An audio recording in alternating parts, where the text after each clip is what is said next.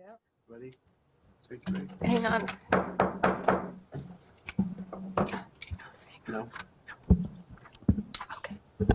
So I'd like to call the committee of the whole for the Village of Cary for Tuesday, December 15th, 2015 to order with roll call, please. Chapman. Here. McAlpine. Here. Cosler. Here.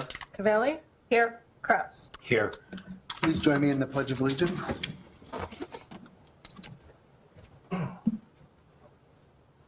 I pledge allegiance to the flag of the United States of America and to the republic for which it stands, one nation, under God, indivisible, with liberty and justice for all.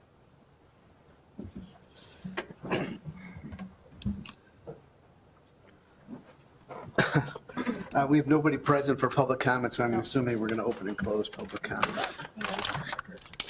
Pardon me? No, there isn't. I already looked.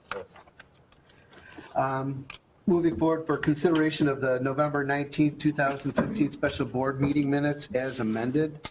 In front of your seats, you should have received an amended copy of the minutes on page 2 and 3. Any additional edits or changes? No? We'll move that to the consent agenda then. Thank you.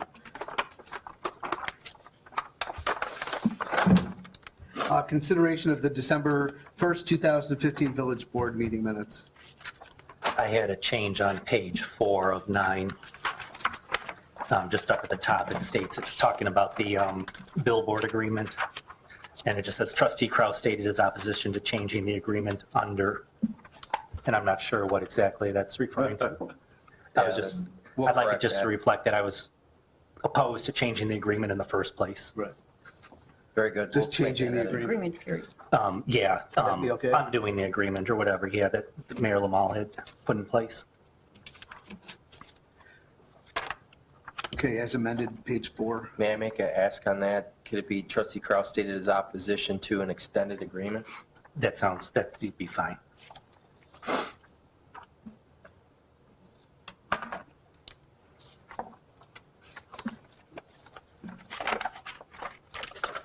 Thank you. Any additional edits, changes? Thank you. Moving forward to the department reports, we're going to go with the presentation of the village website. Jacob? Thank you, Mayor. Ooh. Oh, not yet.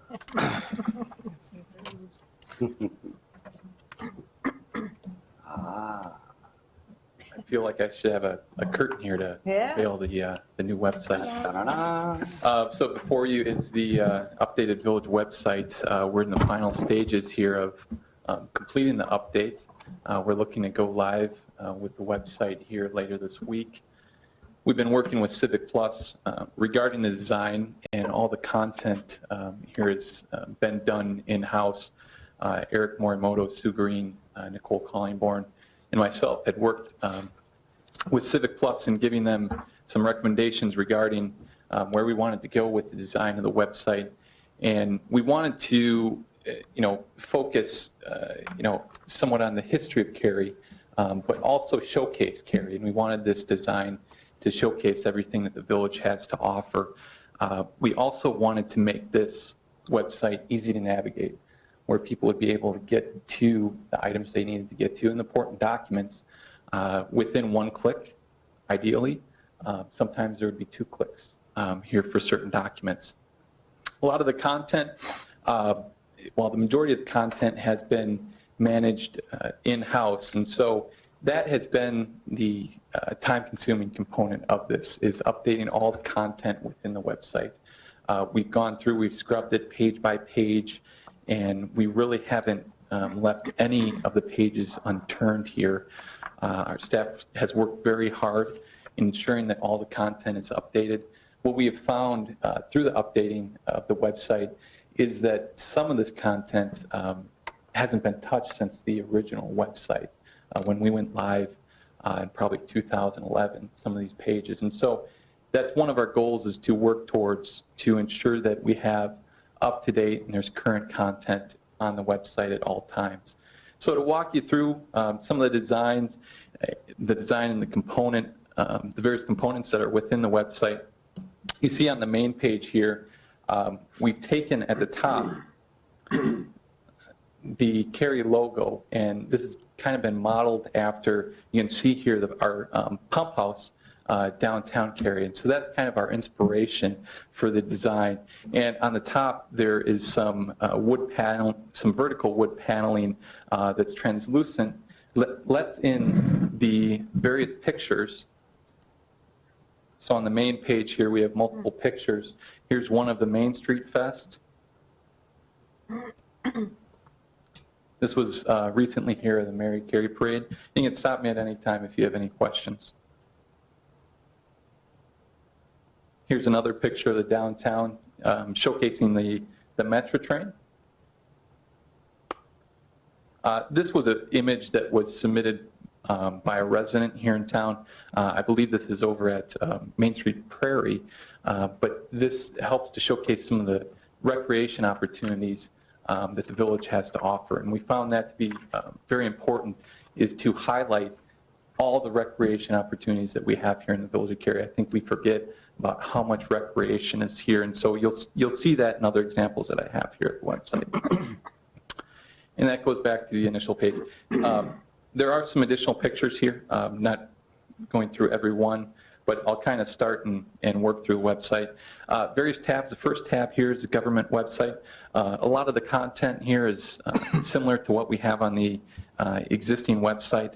Agendas, minutes, boards and commissions, the transparency site. And there's also this new feature here that we talked about previously when we were showing you what the website could be, is that there are these little teasers of information within each of the tabs that kind of gives people a snippet of what Cary has to offer and what we're all about.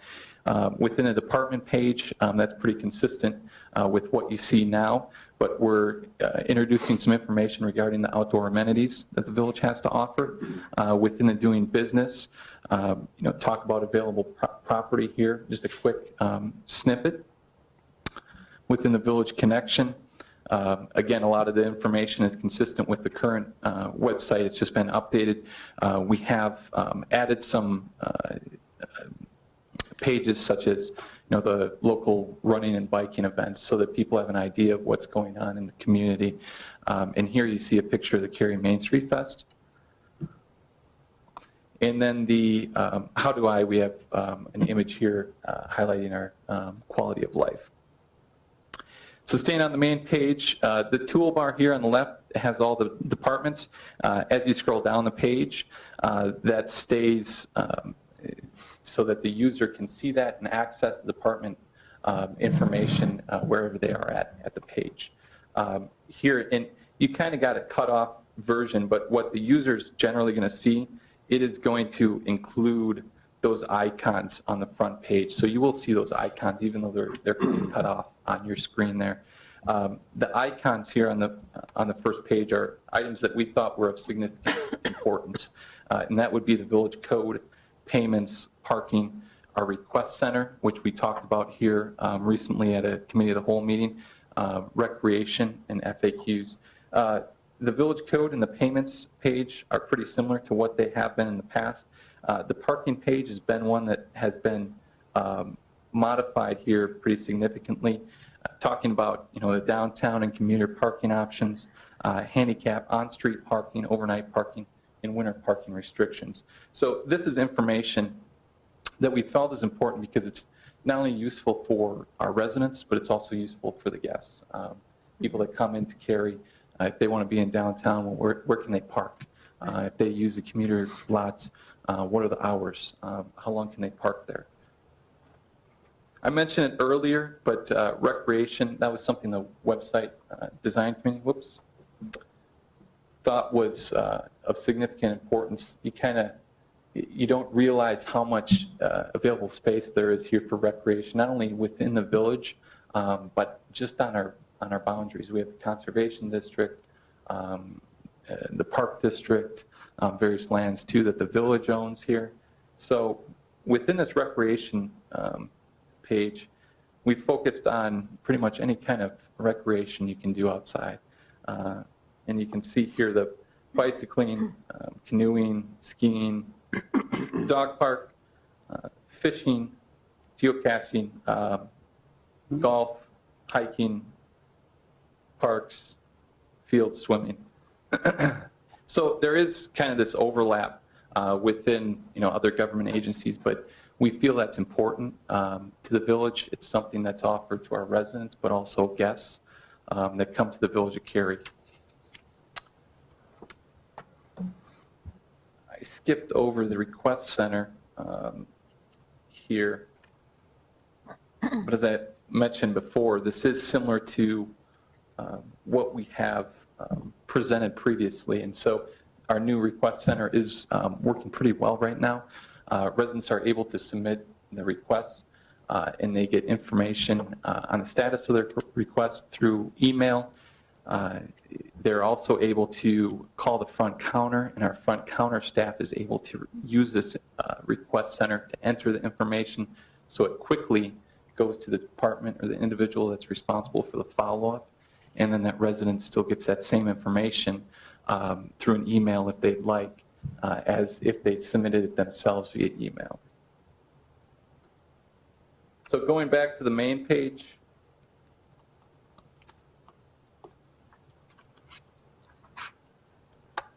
so as you scroll down the main page, we have a news and events category here. The various news items that are going on in town. This is similar to what we had on our existing website.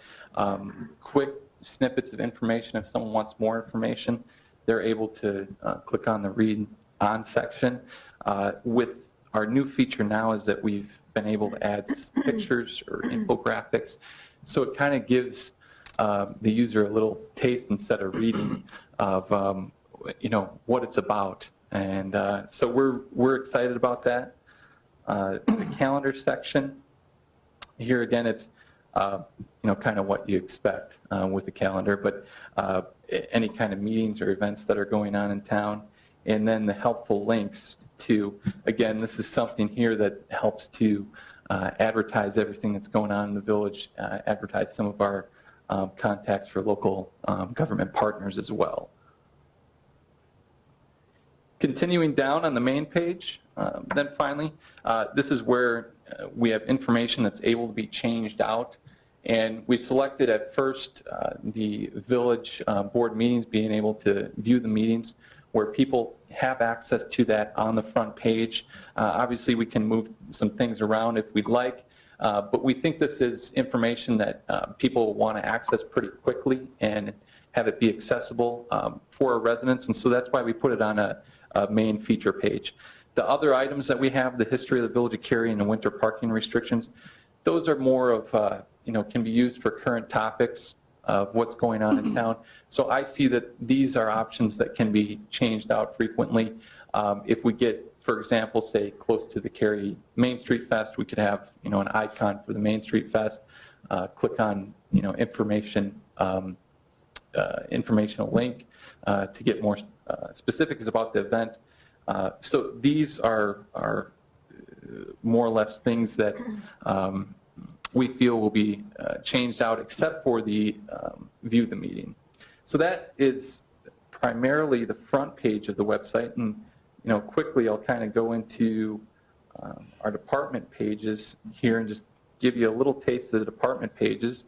So within our department pages, you're going to see icons here. So our management services page, you have the icons as they are important enough to continue them on from the front page to the management services page. And there are links that you can click on the left side here. Within community development, the specific department pages now, we have modified those icons. So when you get into community development, finance, police, and public works that are non-management services pages, you're going to see the icons here be a little bit different. And those are, again, those quick links where people can get those that information within one click. Available properties, village code, permitting maps, and comp plan. Again, there are toolbars on the left side, and those toolbars allow people then to access the internal pages. So those are all the internal pages within the department. And as you scroll down, you'll see kind of a consistent design within each department. And these outline the functions of the departments and a little bit of a taste of what goes on within each specific department. Within the finance page, again, we have the icons at the top, budget, the CAFR, the treasurer's report, bids or RFPs. Again, quick information that allows people to access that right on the spot.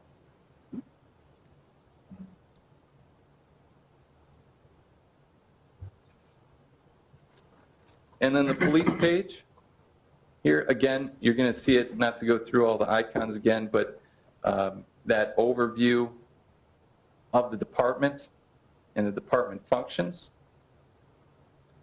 Chief, did you design those graphics?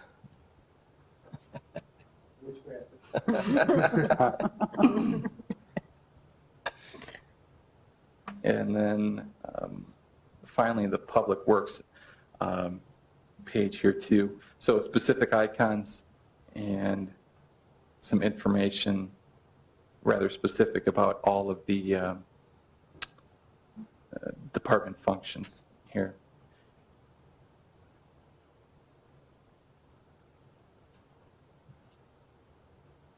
So that is, in a nutshell, an overview of the village's website. Again, really appreciate our staff's work on this. Sue and Nicole have been working tirelessly on updating the content.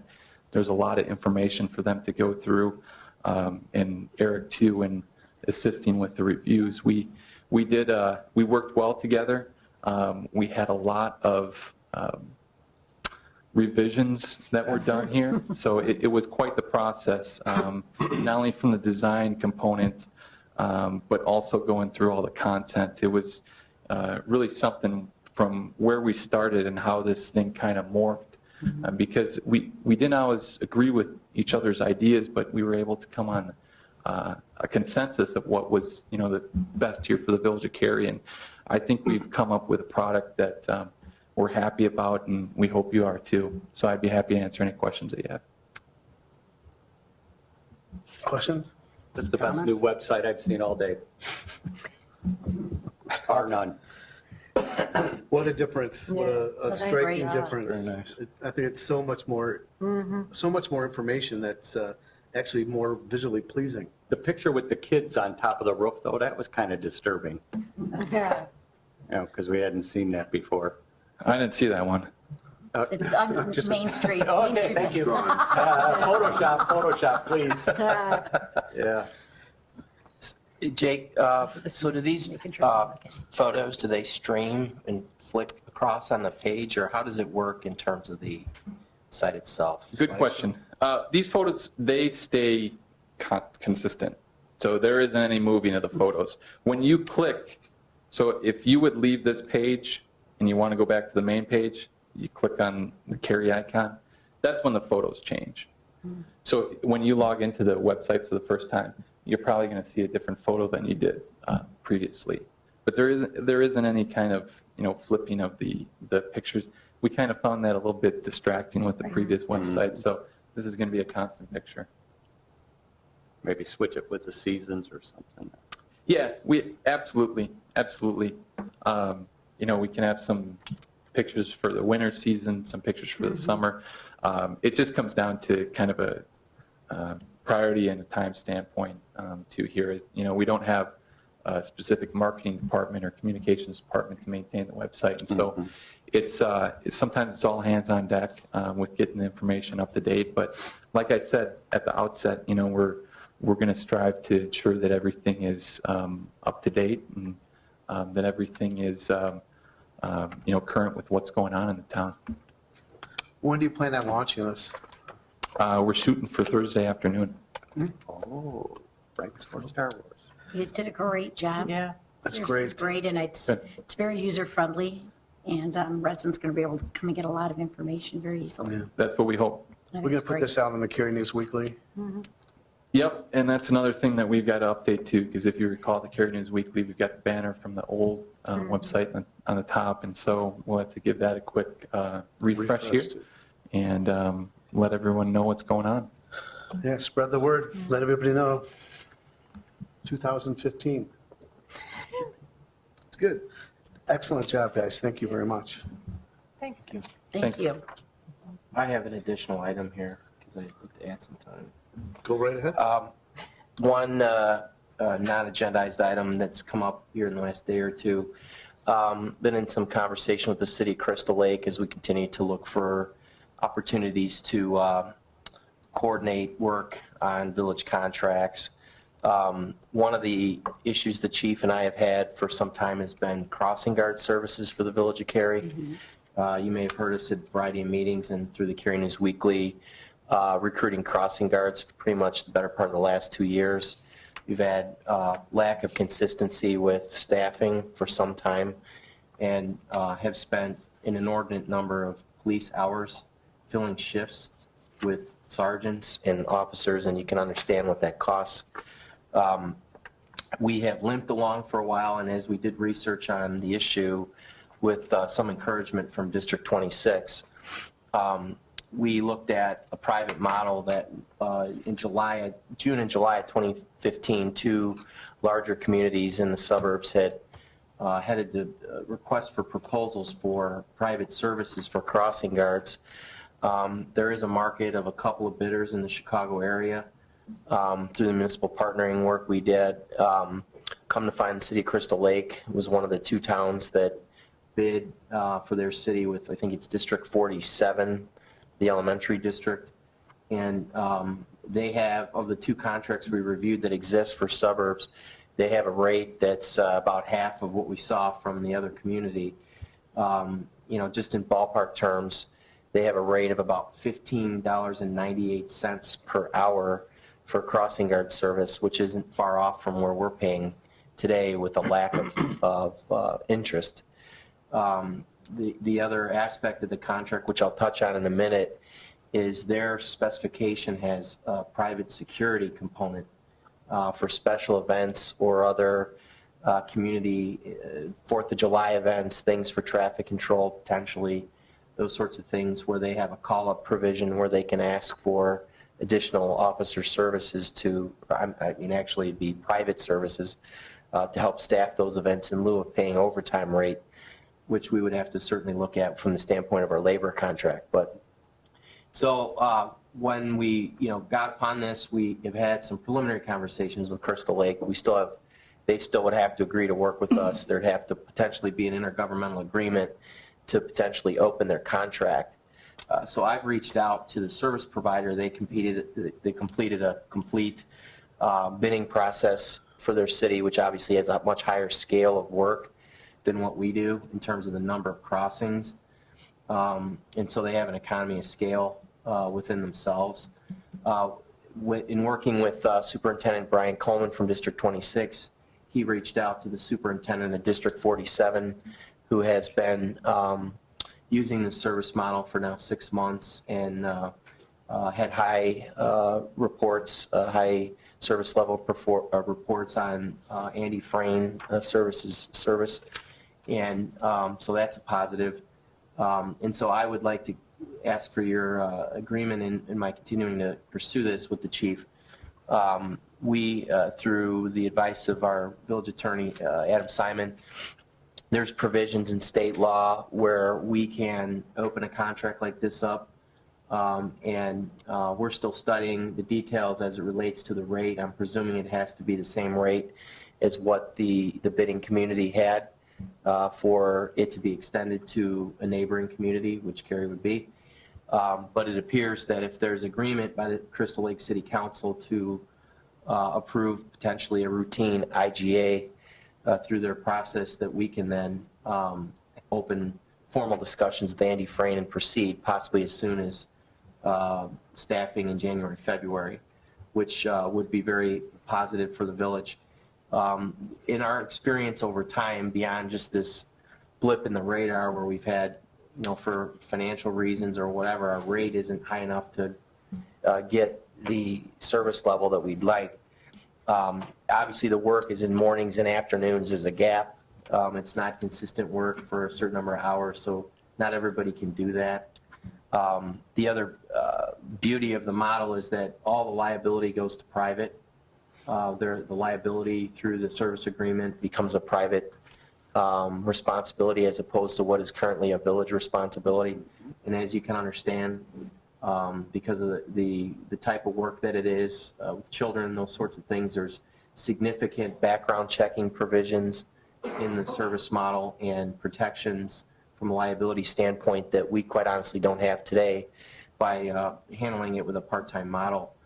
So those doesn't necessarily seem to be per se a cost savings on a direct bottom line basis, but from a shedding of liability and a more consistent service level that we can stand behind. And thirdly, the fact that, you know, if there's a sick call or there's a vacancy or an absence that becomes the responsibility of the private provider, it's our understanding, and we'll verify this if it proceeds, that they have a supervisor that oversees the routes in Crystal Lake, which we'd be hopeful could just bump out and add 4 or 5 routes in Cary.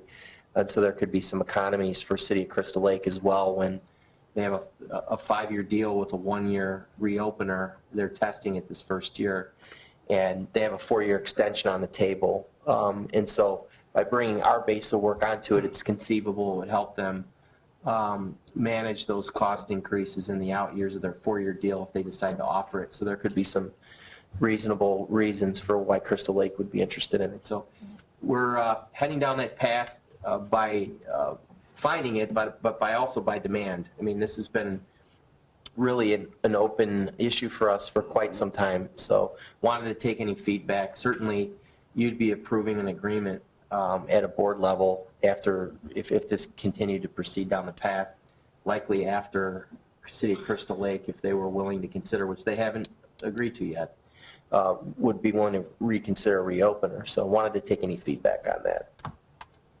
I support it 100%. I'm very familiar with having to deal with that and then going private, and it's got Makes sense. It makes sense. I was going to say, we've had up to 5 crossings. We're now on to 3. One of the crossings remains vacant for lack of being able to recruit anyone to staff that, and that's over at Briar Gate School at Wolf and Tiger Trail.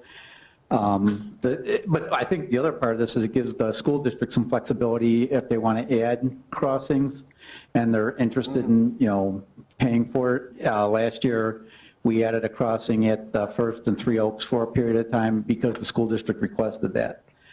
But right now, we do have some issues. You know, it's not a very glamorous job. You know, it's cold, and when it rains, they're out there.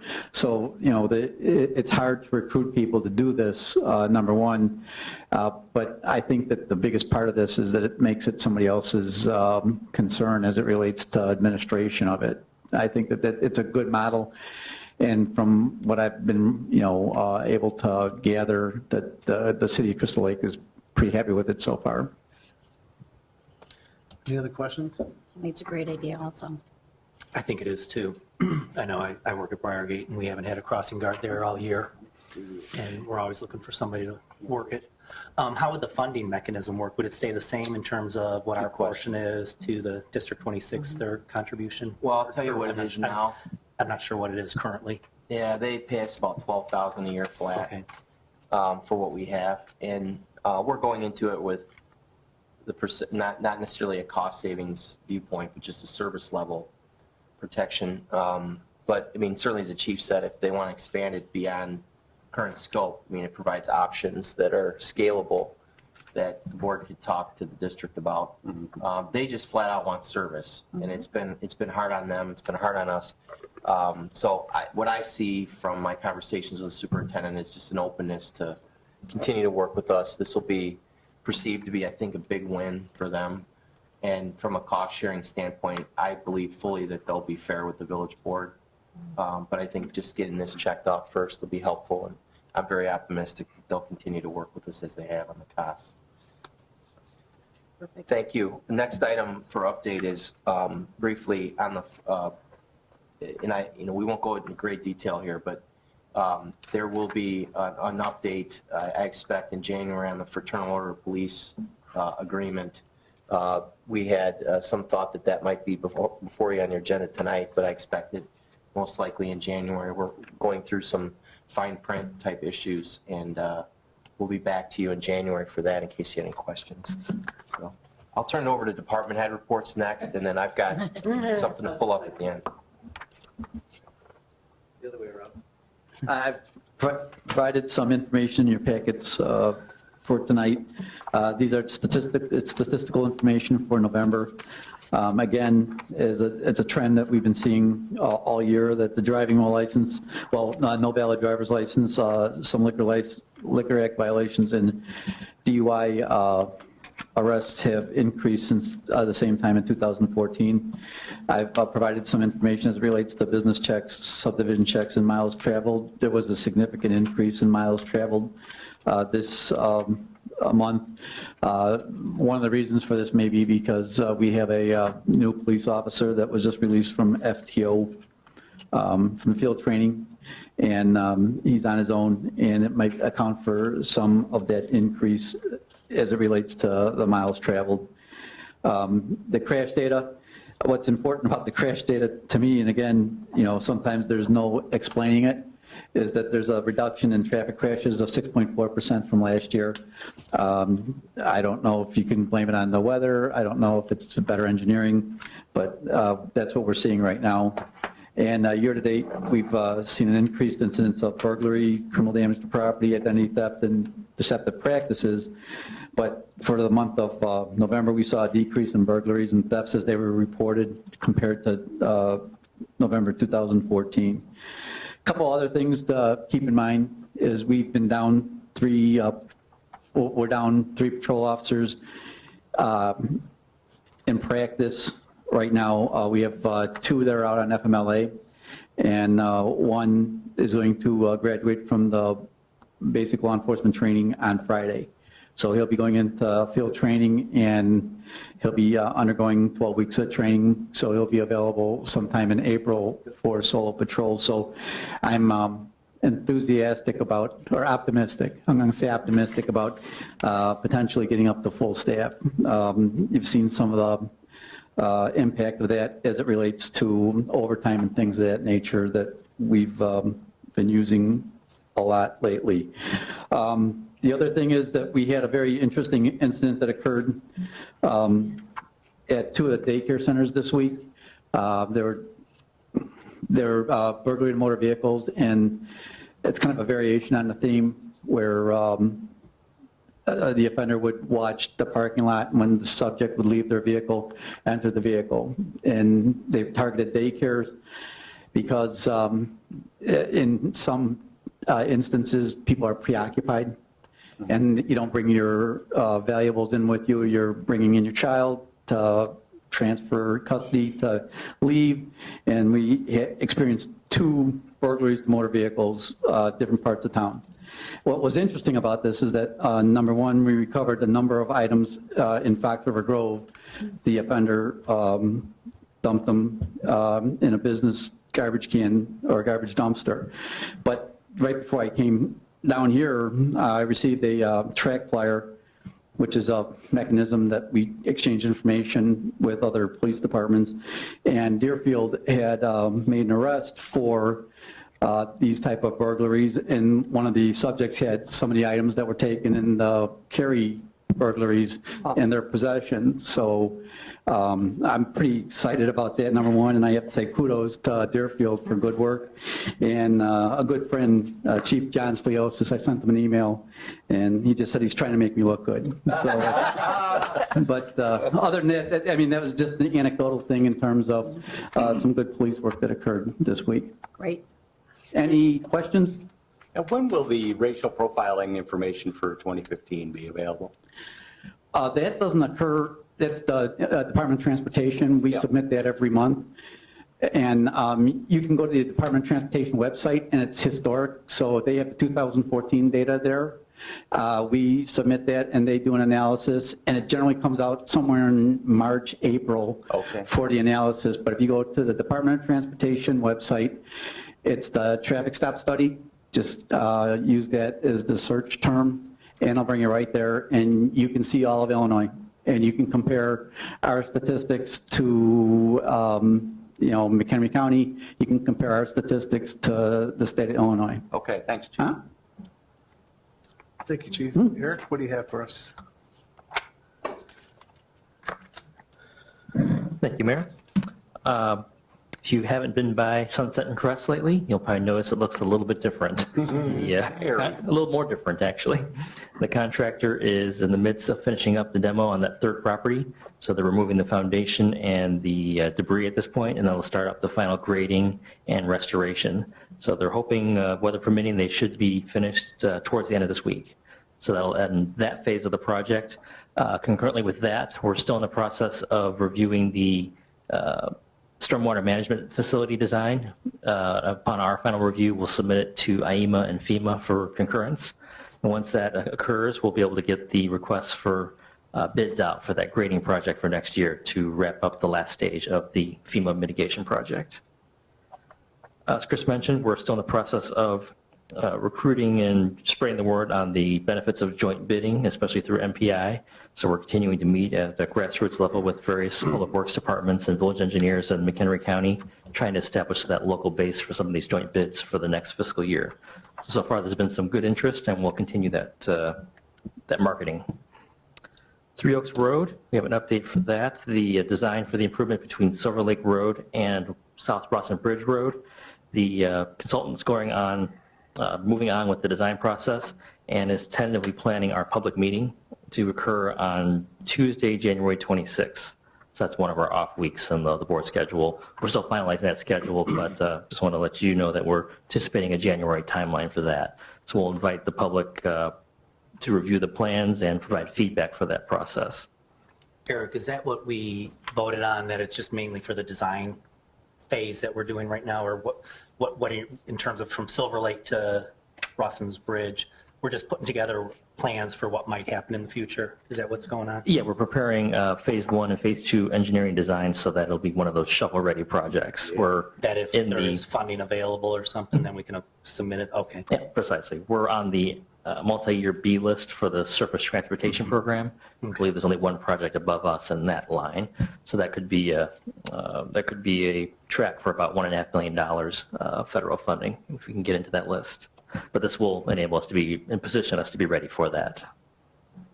And lastly, for the Park Avenue design, the pavement cores and the survey work are scheduled to begin in the next few weeks.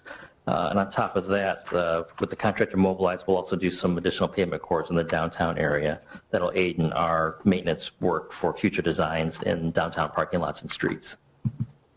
And I can answer any questions.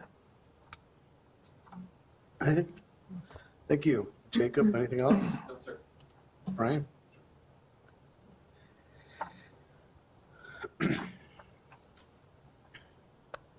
Thank you, Mayor. Just had a couple of brief updates to give on permit activity in town. We have a couple of businesses that have been doing reinvestment in their facilities. Carry Gymnastics, as you're likely all aware, recently completed remodeling of their facility where they added some additional pits and reuse of their space on Industrial Drive and Carroll Algonquin Road. So that's a good reinvestment from an existing business in town. Also today, the village issued a permit to the Marathon Station on the corner of First Street and Northwest Highway for remodeling of that facility. As proposed or approved, the property owner will be eliminating the car wash, which is associated with that gas station, and we'll be expanding the retail portion. That'll be adding restaurant uses of Red Mango and Quiznos to that location. So that work will be likely starting tomorrow. So if you see activity, that's what's going on there. Also, Marco's Pizza is wrapping up construction of their new retail space in the Westlake Shopping Center. So they should be open in that location by the end of the year, which will make that center fairly fully leased. Can you provide an update on the sign? Sign they have submitted for permit as well. The manufacturer has contacted the staff for final design parameters for that, but they will also be installing the sign as originally approved along 3 Oaks Road. Finally, last week, the Planning and Zoning Commission, or Zoning Board, held a public hearing to review 2 cases. One was a request from a residence to install solar panels on the roof, which the board recommended approval of, which will be coming before Village Board for review in early January. Second was a proposal which Committee of the Whole previously discussed in concept phase for the senior housing project on the corner of Feinberg Drive and 3 Oaks Road. The vote on that was mixed as far as the board supported or recommended support of code modifications and conditional use for the senior housing development, but recommended denial of variations for density and the number of units on the ground floor. So the developer is currently reviewing those votes and determining their options as far as revising plans or moving forward with the project as currently proposed. At this point, we're anticipating it will probably be either January 19th as a likely village board meeting if that does come forward. Brian, there was also a denial of amending the comprehensive plan. Could you go into a little detail in terms of what that entails and why they would be amending the comprehensive plan? Sure. One of the requests was for an amendment to the comprehensive plan to change the land use designation for the property from commercial to multifamily housing. The board voted 3-3 split vote on the matter at their meeting last week. So the motion failed to carry from that standpoint. But the recommendation was with the proposal for senior housing development to go on the property for the land use map to be amended within the comprehensive plan that would follow the proposed use of multifamily on that property.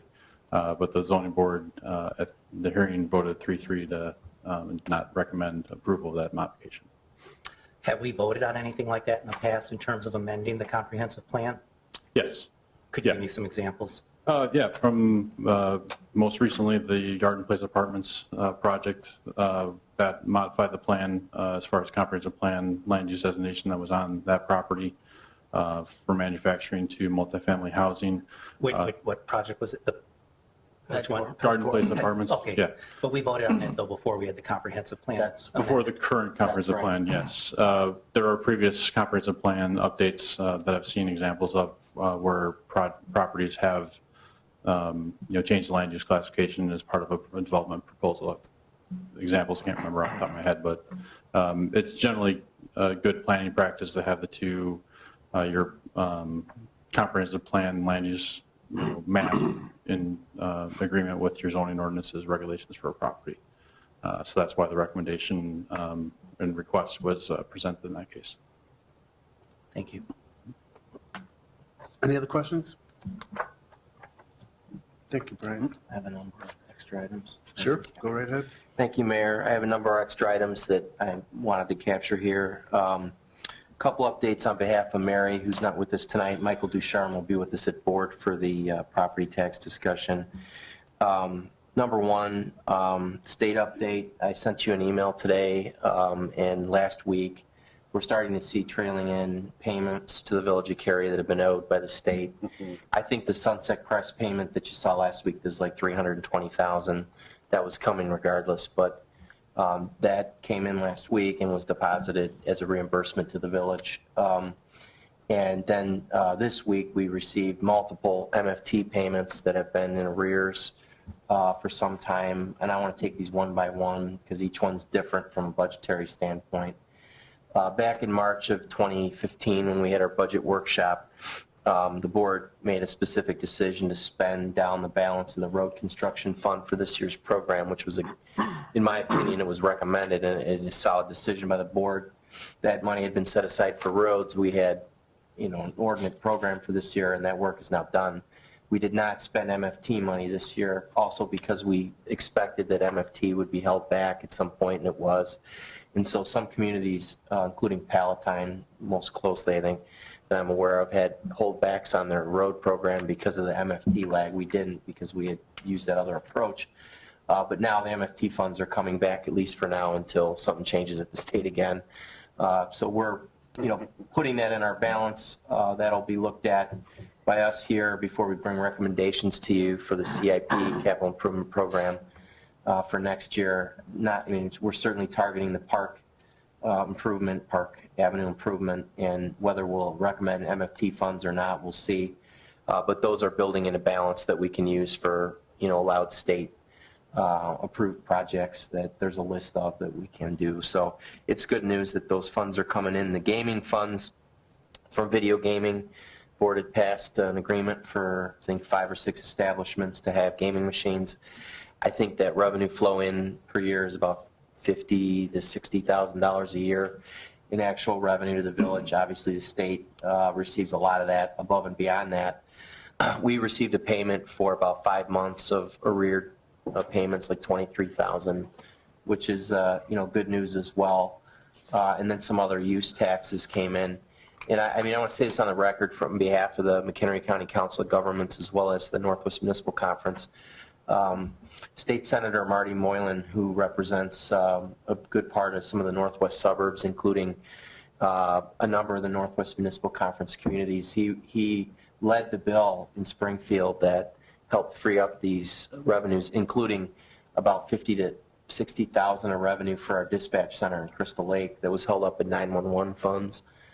He should be commended. It was helpful to the village of Cary, and all the agencies in both Northwest as well as McCog benefited from that help and release of those funds as they debate their process. So I wanted to point that out. It's good information for us to know as we plan into budget. We still have some unknowns, and I'm going to touch on those in a minute, but good to see some of the funds in arrears, including the income tax, is now only 1 month in arrears, which is the best I've seen in about 3 years. They've been lagging 4 and 5 months for well before this budget conundrum. So it's good news for us in terms of just being able to pay the bills. From the state standpoint, our biggest concern now is the local government distributive fund. Some of our income taxes, as you recall in the budget, we made some tough decisions way back in May with respect to head count, as well as delaying salary adjustments and various things, as well as some other projects and priorities as a result of the February budget address of the governor. And so we accommodated about a couple $100,000 of cuts at the last minute to kind of protect us from any kind of income tax take back. And as you know, we're continuing just to watch the gridlock in Springfield. And what we hear now is that we're probably months away still from a decision in terms of the overall budget, but we're starting to hear, and we don't need to identify representatives, but we're starting to hear from our council of governments and other sessions. We're starting to hear post Senator Moylan's release of these funds. Now we're hearing some about a 12% cut to local government distributive fund. We had projected it to be about 10 to 15%, but we budgeted for a 25% cut in this year's budget. A 12% cut is about $225,000 to us in ballpark terms. And that it isn't surprising to me that there's some level of shared pain with the local governments. It's to be expected.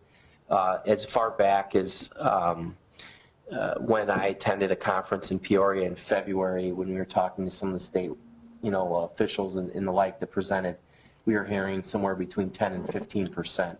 Now it sounds like somewhere in that strike zone may be coming. And again, we've heard these stories going on for over a year. So we'll wait and see what happens, but we're in a good fiscal position. We've got a solid fund balance, which is here for these sorts of situations. We've got a 45% fund balance maintained in the general fund. We're 6 months into our budget year. We appear to be running on our numbers. We've seen a few cell tower leases disappear, which have concerned us. We've seen what Michael had forecasted to you from the standpoint moving forward of a change to our actuarial assumptions that every municipality locally is seeing in our case, the police pension fund. Some of the amortization calculations for the lifespan of police officers has changed in terms of the standards from the Government Accounting Standards Board and what they're requiring municipalities to address. And so our funding requirement per the policy we've historically followed has been to fund what our actuary says, and that may result in about $140,000 add to budget for the next year, which is a pretty important number. So these are, not, issues we can't handle. We've made budgetary decisions already that have addressed a good chunk of these. We've decided to settle, at least currently, one union contract for a multi-year basis with our public works employees during this uncertainty period for a variety of reasons. So we've, worked to manage our labor costs and some of the fixed costs. We've been very thoughtful about every position backfill. We continue to do so. We've had other vacancies that have come up. You have one on your agenda tonight that we've reflected on for about 5 or 6 months before we decided what was the right best fit. So we've done the right things. You have a solid fund balance.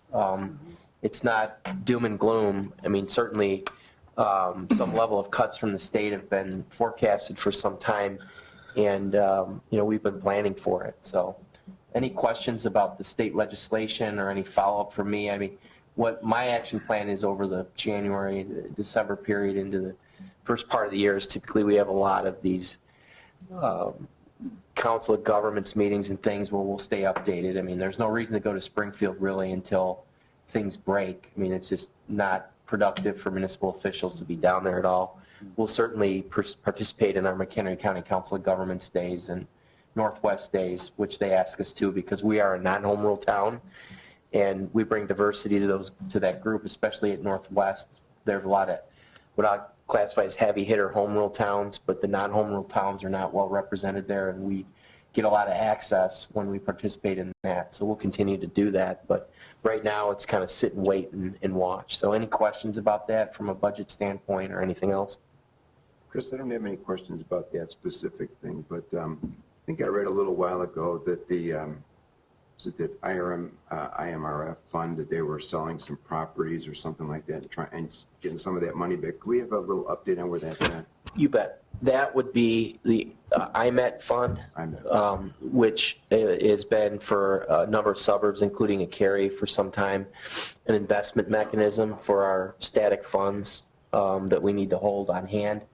And typically municipalities use 2 sources for investing within the guidelines the state allows. Number one, the state treasurer has what's called the Illinois funds.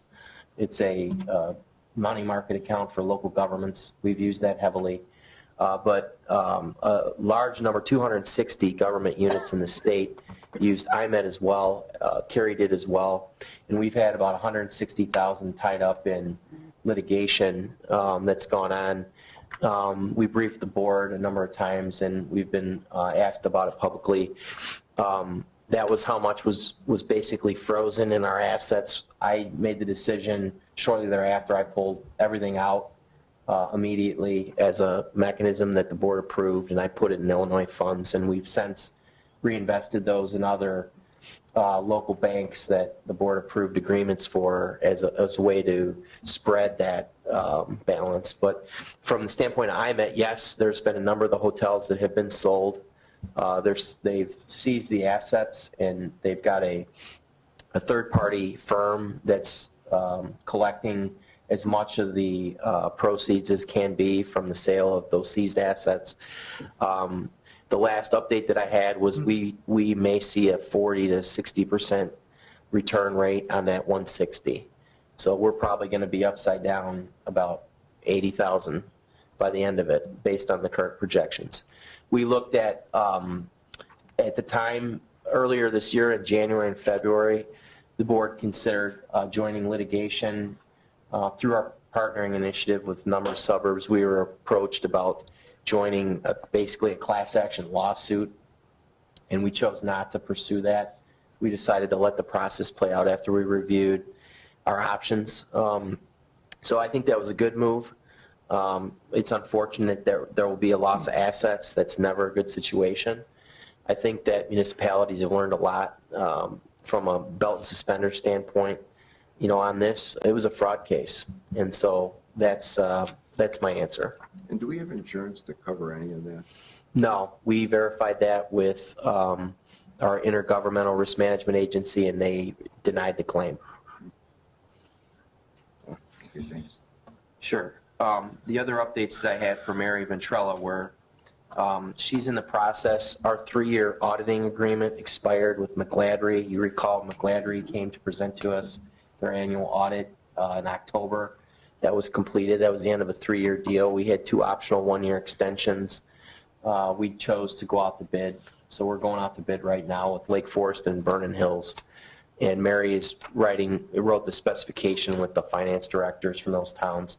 They are receiving bids on 2 days from now to consider, and we'll see what comes forward. They interviewed about a number of firms in the preliminary rounds, and we'll see what comes out of that in terms of our contract. I would expect probably an award for 1 year with some optional extensions because of our own rules. So that's an update from Mary. That's a work product that you'll probably see in January.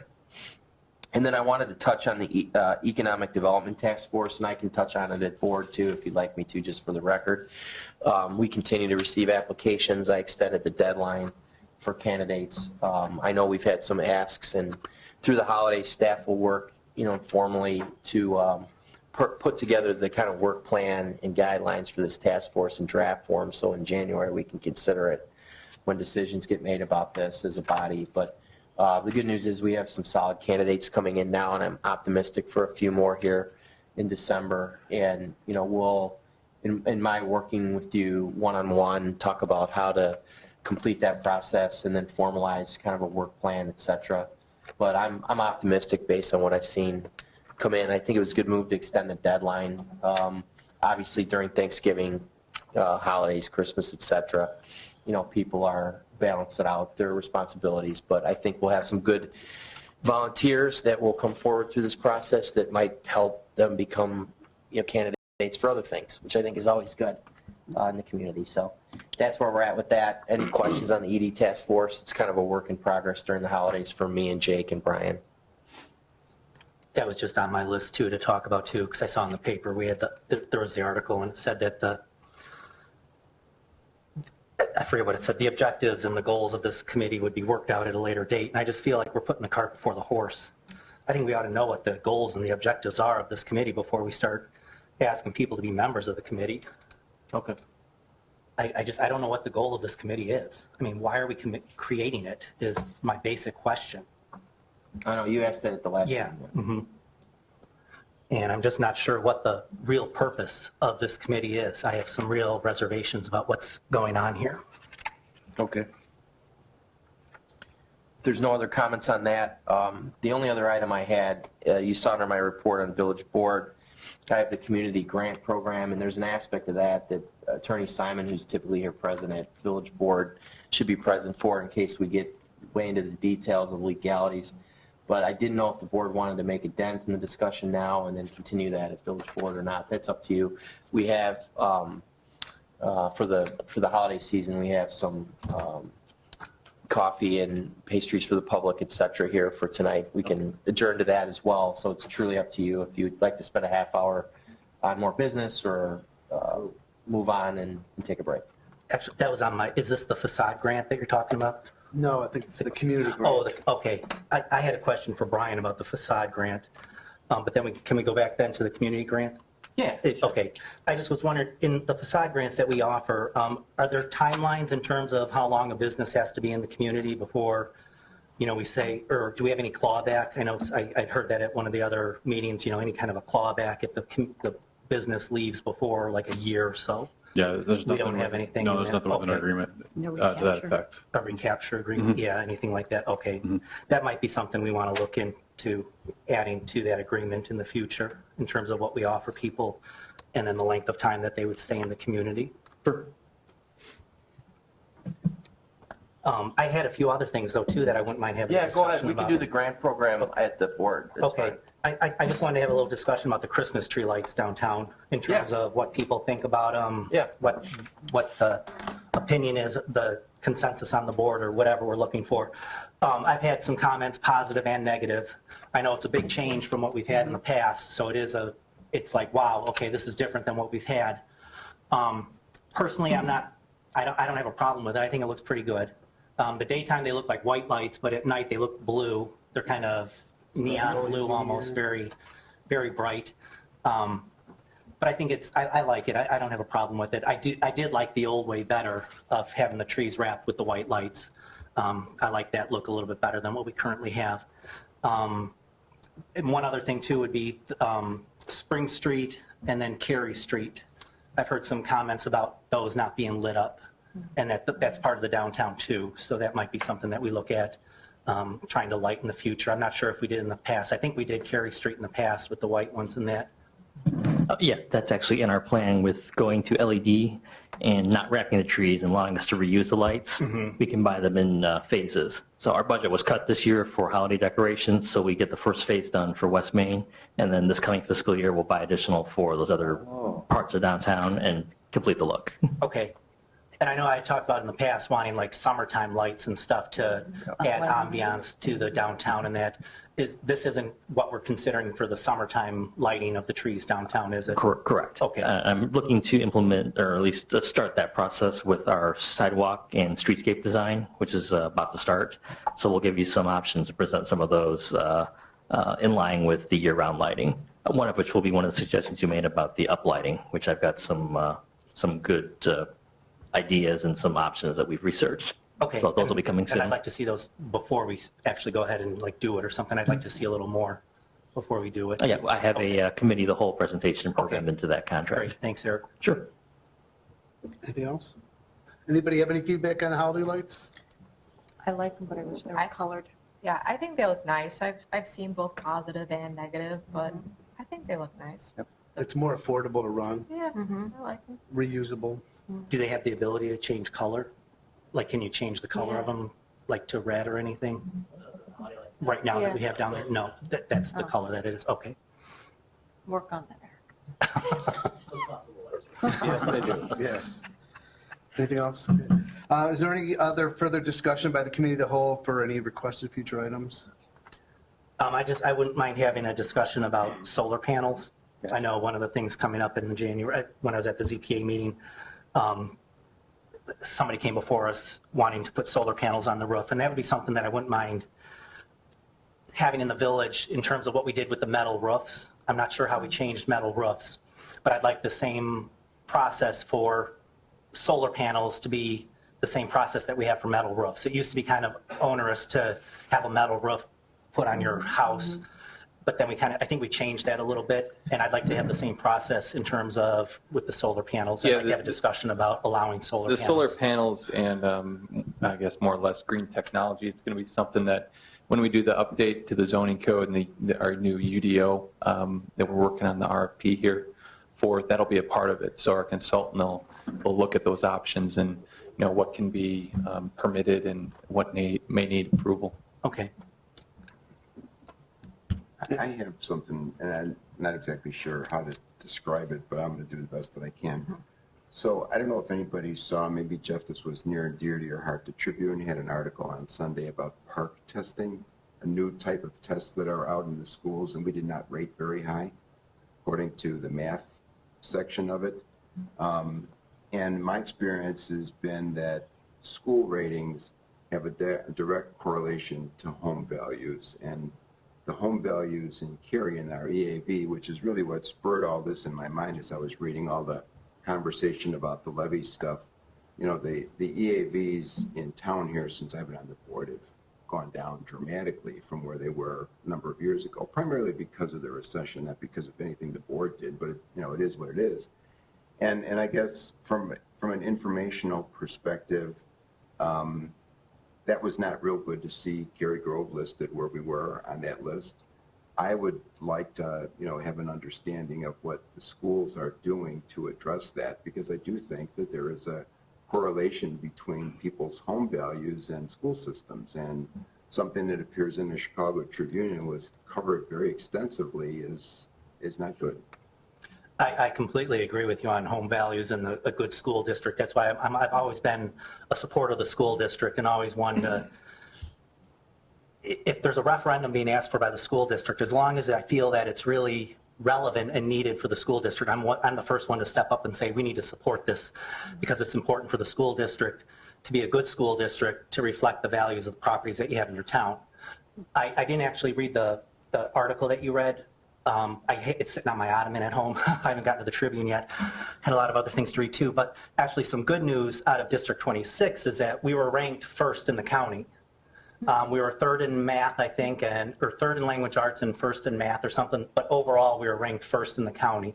So I think that's some really good news to hear in terms of Cary District 26. And considering the past that the tumultuous few years that we've been through, to maintain and have that good of a score, I think that's something really to say about District 26 and the employees and the teachers and the staff and the administration, that really District 26 is really doing its part and keeping the community a good place to live and trying to keep those values up in terms of what we want to see in terms of a village. I think overall in the state, everywhere is seeing the same thing in terms of low scores and not being where they were in the past. And I think that's just in terms of the higher standards and things that they've put in place, and it's kind of across the country. You know, they're trying to set these standards across the country. I don't want to get into school policy here because somebody's going to call me out online, but we're trying to set some policy, standards across the country and try to make sure that everybody is at least, if you live in Mississippi, you're going to have the same opportunities that you have in Illinois. And I think, and right now we're kind of in that turning point where this was the first year of the testing. We have to work out a lot of the kinks, things like that. And I think we're going to see improvement going forward. And I don't think we need to be as concerned about what we're seeing in terms of what these scores are at face value.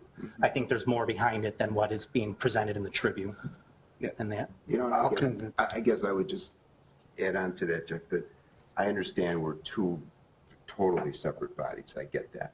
But there is a big relationship in things that we do here at the board level to impacts in the park district, impacts to school districts, library, everything. It impacts a variety of different things.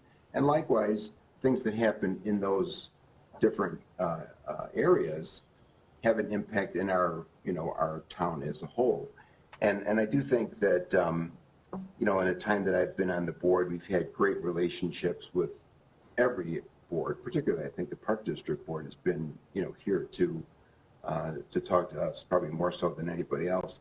And it just sort of dawned on me when I read this that it probably wouldn't be a bad thing if maybe once a quarter, twice a year, we have some sort of mutual conversation and kind of what's our strategic direction, not just as a village board, but encompassing all the public bodies in town to all move in lockstep towards a better community. And I don't think we do that quite enough. One suggestion is when I worked in Lake Forest in the late 90s, I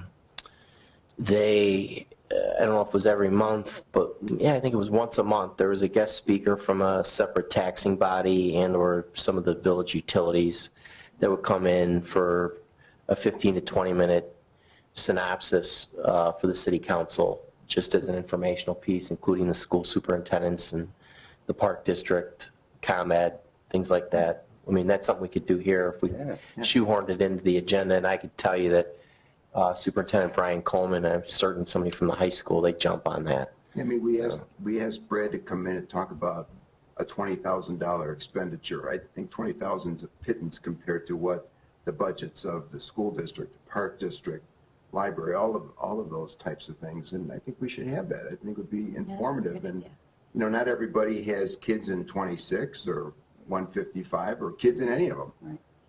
So you don't necessarily hear the stuff that maybe you guys may hear as parents if you don't have children in the school system.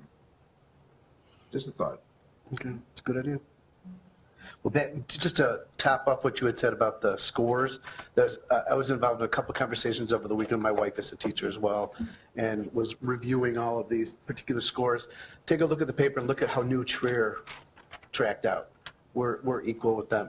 There's some in the education society or where the groups of people that are educators, there's some influx back and forth with regarding the information and things. So I don't think that's anything to sink our teeth into right now. But, Yeah, again, I'm not holding it against the school district, but Yeah. shows up in the Tribune, in some readers' minds, it's real. Right. All right, anything else? We'll entertain a motion to adjourn. So moved. Second. All in favor? Aye. Aye. Opposed? Thank you.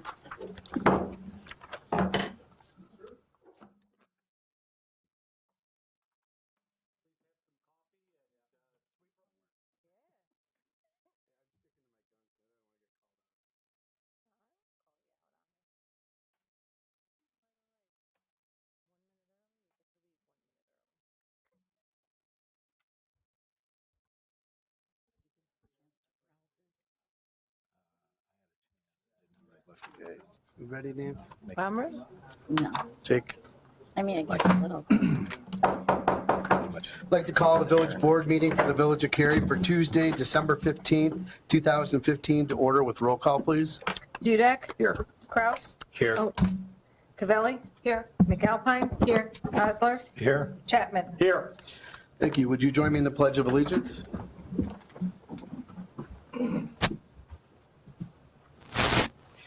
I pledge allegiance to the flag of the United States of America and to the republic for which it stands, one nation, under God, indivisible, with liberty and justice for all.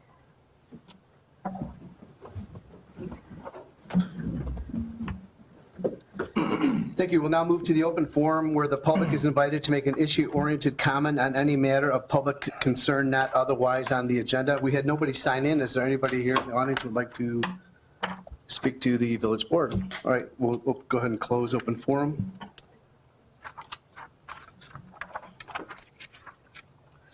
I will entertain a motion to approve minutes of the November 19th, 2015 special board meeting as amended. So moved. Second. Roll call, please.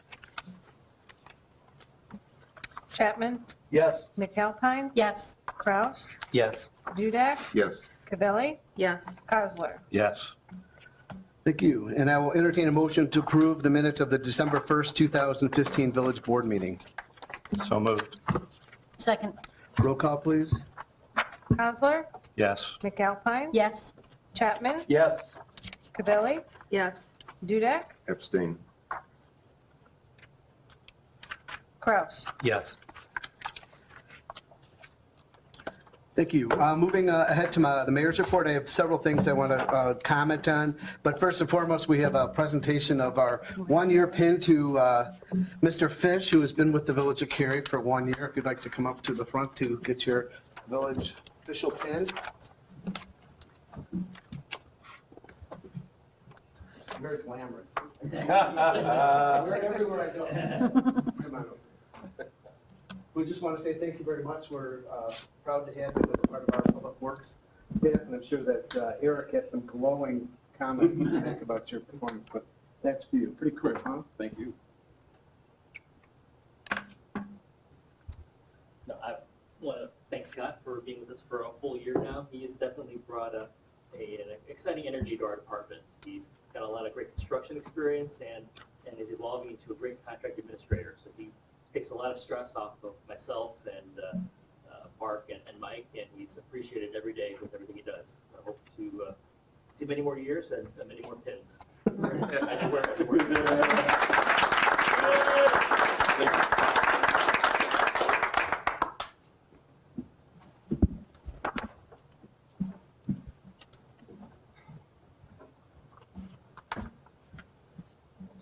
Scott, you don't have to stick around. We're just getting into the good stuff now. Just a few things just about around the village and things. We just coming off of the Mary Carey Parade. It was very well attended. It was a glorious day. Could not believe that was a December day. We had a wonderful turnout. The chamber, as usual, did a very nice job. We had several of the trustees with us, with their families. It was fun getting in the truck and throwing candy out to everybody. So that was a really good day. In addition to that, we celebrated our village holiday party at Galati's. They did a great job for us. It was a really nice event. And I think the first time in many, many years, we had full attendance by all elected officials, which was a great testament to the commitment to the community. So thank you for that. I was also asked to represent the village in a couple of different businesses in town. One, kind of a fun thing, I was asked to participate for their promotional testing for Lee's Martial Arts Academy. And believe it or not, I cracked these boards. Now, this one's balsa wood. So if anybody wants to come up against me, you got to come through these. All right, now, this is balsa wood. And I said, okay, I'll do that. In front of like 200 people. He calls me up there and wants me to do this. So it was, and he goes, you could do it, you could do it. I go, I've never done anything like this before. So I did, it was very easy. And then it gets really funny. Brings out a piece of pine. I'm like, there is no way I'm going to do it.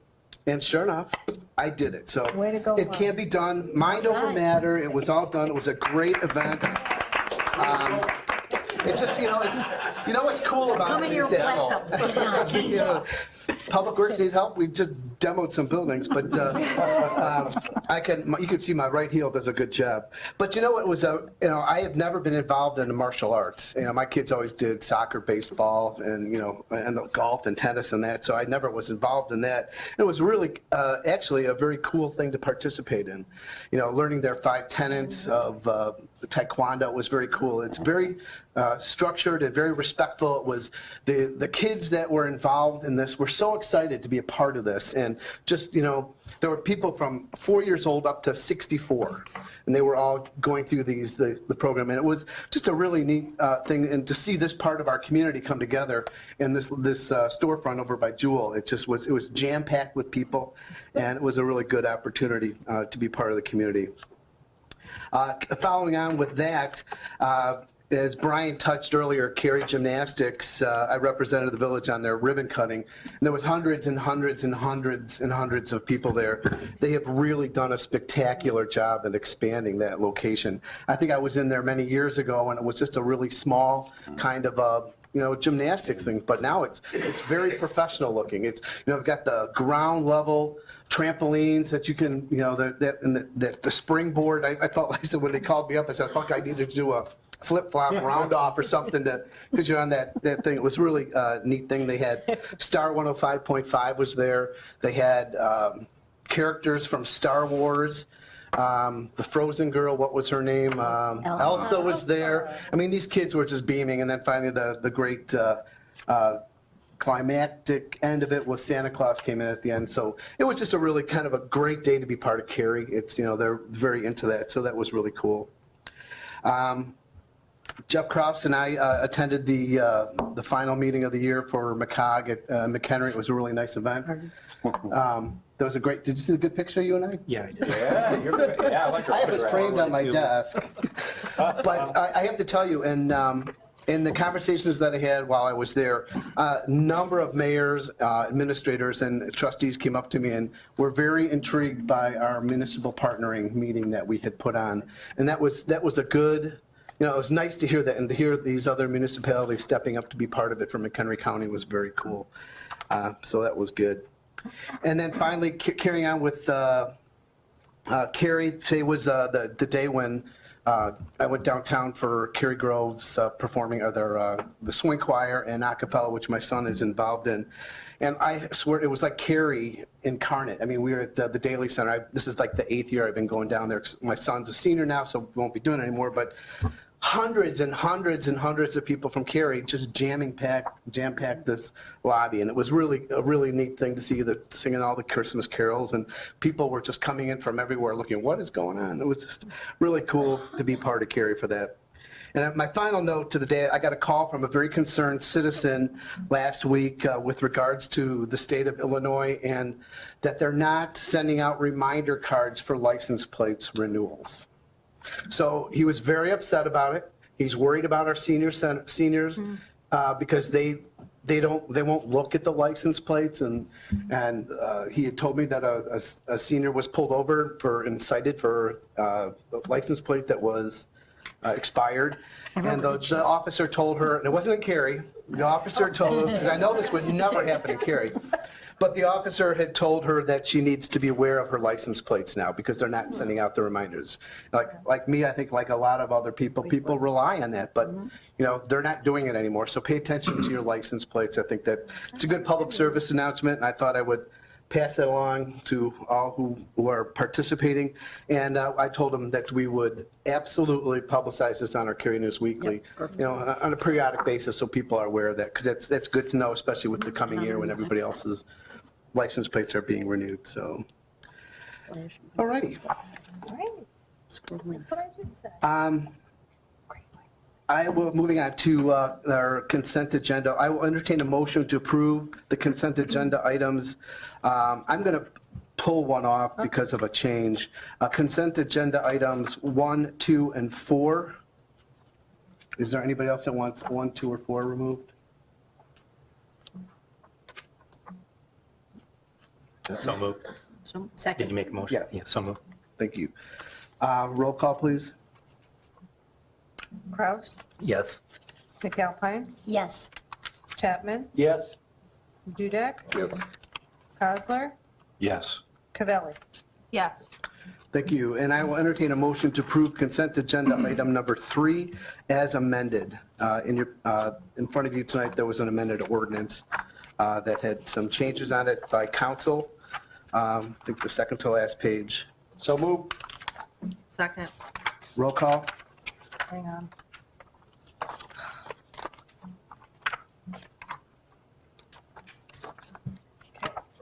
Chapman, Yes. Cavelli, Yes. Dudek, Yes. Kozler, Yes. and McAlpine, Yes. and Kraus. Yes. Thank you.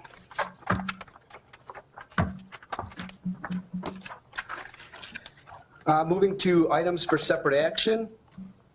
I will entertain a motion to approve ordinance 015-12-08, the annual real estate tax levy ordinance for the tax year 2015. So moved. Second. Michael, did you have any comments on that? Quick synopsis. Quick synopsis of what the final total is. Sure. Based on the direction at the last meeting, what is in your packet or the ordinance is drafted, keeping the tax levy flat at $2,510,576. I think pretty much that was the instruction we got from the board at the last meeting. Any other questions? Michael, what does it mean? What's the difference? Is there an impact on the resident if we were to vote to capture the new growth? Would that raise the taxes versus a zero tax levy on the residents? Well, number one, the levy would be increased, which is spread across all the taxpayers based on their proportion of the overall assessed value. Okay. Okay, tax levy may go up, village's tax rate may go down. So in terms of your actual impact on the bill, it may not be sizable, but it may be different than what appeared last year. Okay. Any other questions? Roll call, please. Chapman, Yes. Kozler, Yes. Cavelli, Yes. Dudek, Yes. Kraus, Yes. McAlpine. Yes. Thank you. I will entertain a motion to approve Resolution R15-12-04, authorizing the issuance of a request for qualifications and proposals, and the Village of Cary being the lead agency for architectural design and site engineering for the new Metro warming shelters on the inbound side of the railroad tracks. So moved. Second. Thank you. Chris? Thank you, Mayor, members of the Village Board. This item before you this evening is a resolution to authorize staff to proceed with a request for qualifications process for the Cary train station improvement project. As the memo indicates, and I'll report for the public, through assistance with Metra's team, the villages worked with Metra for Metra to acquire $2 million for a station improvement project. Based on committee of the whole discussion over time, the village board has, through committee, directed me to proceed with the process. We've jumped over a couple of hurdles of the project in the past couple of months. Specifically, first, we proved that a station warming facility can fit on the inbound side of the tracks We identified some issues that needed to be addressed with the Illinois Department of Transportation. We met with IDOT officials in Schaumburg and received a letter from them indicating they'd work with us on the project. There may be some overhang issues with a prospective building that may encroach upon their right-of-way. They've agreed to work with the village on that aspect, which then, after further discussion with the committee of the whole, led staff to meet in early November at Metra's facilities with representatives of Metra as well as the Union Pacific Railroad, which is responsible and owns some of the property on the train station site. And we, through that work, have identified a couple issues that would need to be addressed with Union Pacific for property acquisition. There certainly needs to be some more feedback and back and forth with them, but it appears that we have some willing parties for a project in Cary. The issue here before you is the fact that there needs to be phase one design and engineering to develop a set of plans for the station facility improvement project, as well as 1 or 2 warming shelters part of this project. And the village, through this discussion process and including in your March 2015 budget workshop, you allocated the $1 million fund balance in the commuter parking fund. Commuter parking funds are saved funds from parking fees that have been paid for by the commuters of the Village of Cary, as well as our guests that commute from our facility. Those funds are dedicated and are separate from our general fund balance and utility balances because they are parking fees. And typically they're reserved by municipalities for things such as paving projects for parking lots, pay box improvements to facilitate more efficient service at the station, as well as station projects. This project that's been identified as a long time in coming for the Village of Cary in some fashion. The station improvement project's probably a 30 or so odd number of year improvement. And the fact that there's federal funding makes it a good opportunity for us to partner to make it a reasonable and useful commuter asset for primarily our residents, their property values, and those that come to Cary as our guests for its station use. This resolution I'm asking for is to permit staff to proceed with the request for qualifications. This would be a process that would require a scorecarding of private firms that may be interested in the architecture and engineering work. And then there's a formal process for award, and a contract would be back to you for actual award. This is no direct expenditure authority tonight. This is simply laying out in our resolution fashion the fact that this is the next step. The contract would be the next action step for you as well. We anticipate the budget for this phase of the work to be about $300,000, give or take. The overall design project original budget for this at a preliminary level is about a $3 million project. So anything over $2 million at this point is Village of Cary responsibility. We hope to work on that amount over time as this project builds forward. We continue to have discussions with other agencies about that $1 million that's ours. We'll not make any promises about that, but we continue to have those discussions. So this would allow us to do the RFQ. At the same time, I think it's essential for us in writing to ask, and I've informally asked, and would then, if there's consideration of this tonight, ask formally of Metra to write us a letter that says there will be a project. We do have $2 million in funds. We will continue to work with you on the funding for the other part. But there is a project, because I believe you need that before you would consider a contract award on the design work. That's only logical, because if there's not a project, why would we want to design it? So that's what's before you this evening. We're happy to answer any questions. We'd certainly spend probably 60, 90 days working through this process, and would be glad to communicate back to you at checkpoints along the way. But I open it up to the floor for discussion. Happy to answer any questions. Chris, I have some. You say that we would want a letter from Metra stating that there is a project. I thought we had a project already. We do. There's a $2 million allocation. It's in their capital budget. But what I'd like is some more formal writing to the Village of Cary as a board before we would award this contract after our process, because I think that's only in order. It is allocated. They've indicated to us through our meetings that there is a project. It's a question of just timing But I'd want that formally provided to us. I think that would be in order, because it would be a joint project. What kind of dates are we looking at in terms of this grant, in terms of when it needs to be? Sure. We asked that. Eric and I attended a meeting downtown, as I indicated, with their staff. And the objective of this became clear at that meeting that the team agreed that the design concept could be managed by lead agency at Cary, but the construction phase belongs to be run by Metra. So if there is a project, we design it, they're part of the team in terms of that, but it's our project. But because of the guidelines and rules, there's federal money involved in this. There's a high level of complexity and auditing involved in expenditure of $2 million of federal money.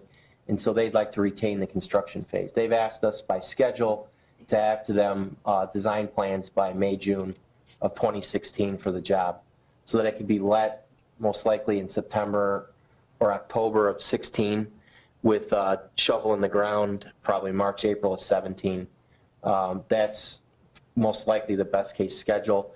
Eric and I believe, if we're given your direction tonight, by hopefully full support of the board, that we could accelerate that schedule a bit, by which and when Metra would get the plans from us, and you would be involved in that process and giving input along the way. If we can shave off some time, that might help the dates a bit. I don't reasonably see a shovel in the ground really until spring of 17. But I do see that it would be helpful for us to get to them faster. They do have their own internal project timelines at Metra, which on construction, Eric and I wouldn't control. So we'd like to get it to them in a reasonable fashion after you, the board, have provided us input on this, as well as their team. That would be, though, in terms of this project that we're looking at. But in terms of the $2 million that we had for the current station and then the warning stations that they were going to put across the tracks, what is the timeline in terms of that grant? Like when does that run out? When the money expires? Yeah. The money at this point, I mean, they have told us directly that as long as we move forward in good due diligence, that the money's there. My concern was, as always, in our experience with state and federal money, through the FEMA grant for Sunset Crest, through Janice cutoff project with the state, the money we lined up for that $1.6 million, which was primarily all outside. And then some of the other opportunities we've had, it's usually a situation of spend it as quickly as possible before somebody takes it away. Right. And in this case, we believe that we're comfortable under this project timeline, assuming it's met, that the $2 million will be there. And that's part why I'd like to get the letter from Metra that I referred to. I think that's only good common sense.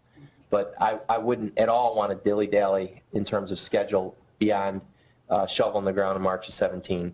There's too many things that can change fast at the federal level. We've seen holdbacks at the state of federal money for different reasons. I mean, if we have a project, my inclination would be to proceed with it as quickly and efficiently as possible, but yet with this board's oversight.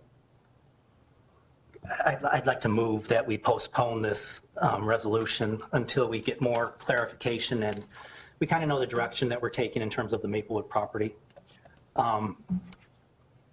I feel that the Maplewood property, I've brought this up to you, Chris, and I brought it up to Mark, but I've never put it out there.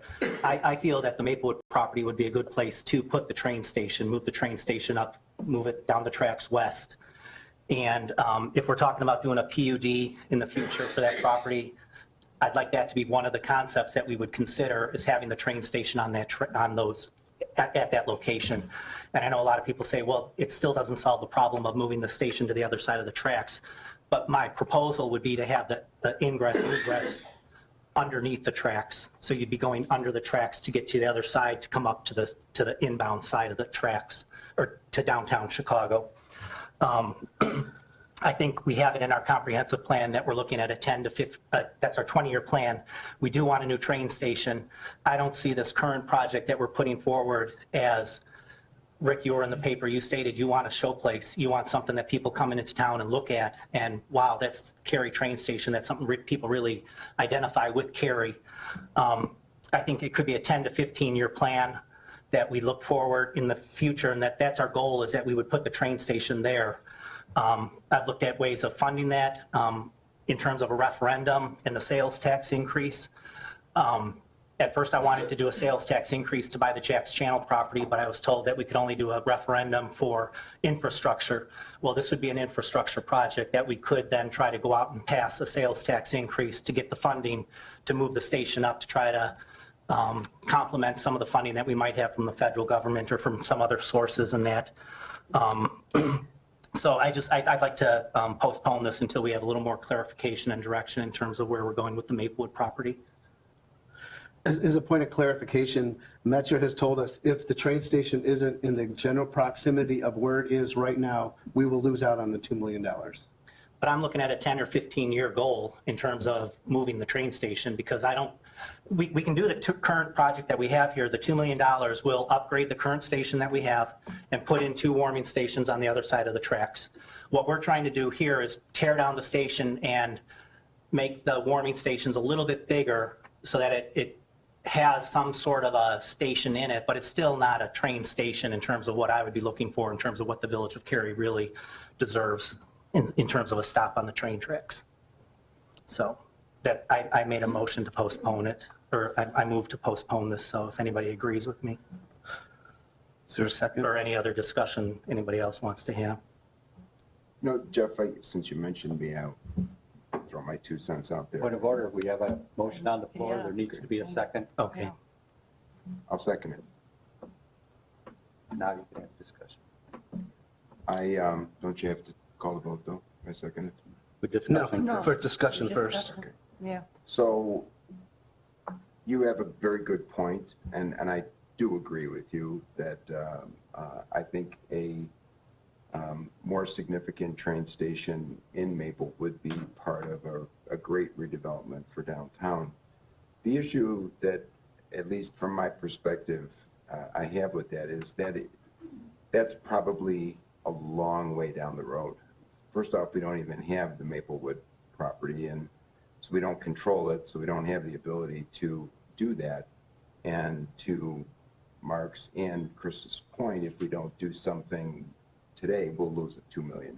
So I guess while I don't disagree with you, and I would like to see a train station further west, and I would like to see it on the other side so we could build something more significant as opposed to something long and thin on the north side of the tracks.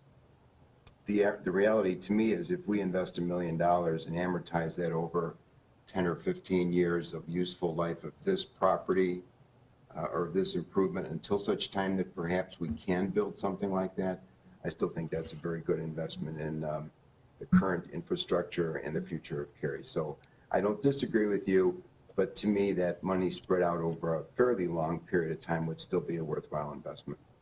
But we currently have $2 million to upgrade and put the warming shelters in over there. What we're saying here is that we want to spend an additional $1 million on top of that. Yeah. I would prefer just to stick with the $2 million. I don't disagree with you. I think we can just spend the $2 million, upgrade the station, have the warming shelters, and then have a 10 to 15, 20-year goal in terms of what we'd like to see in the future. Jeff, I know we've just barely touched a couple of times over the past 2 years about the possibility of us getting a new police department and looking at that as a capital need in the village. Would you rank that? Would you rank having the train station down by Maplewood or something that, you know, we don't know? I understand, as Rick said, but would you rank that as something of more importance than us getting a needed police station? I don't think so. Just if I had to go to the residents and ask for a tax referendum, I mean, which one should I go, or should it be both?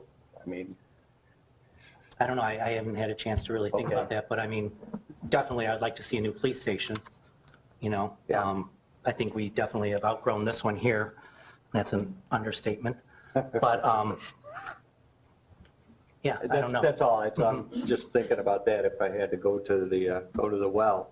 And we've been setting things up in precedent as far as establishing a building fund and looking for that and putting that into the comprehensive plan is I understand, I want a beautiful train station too, but I'm going to be looking at that other infrastructure as more of a need for the village.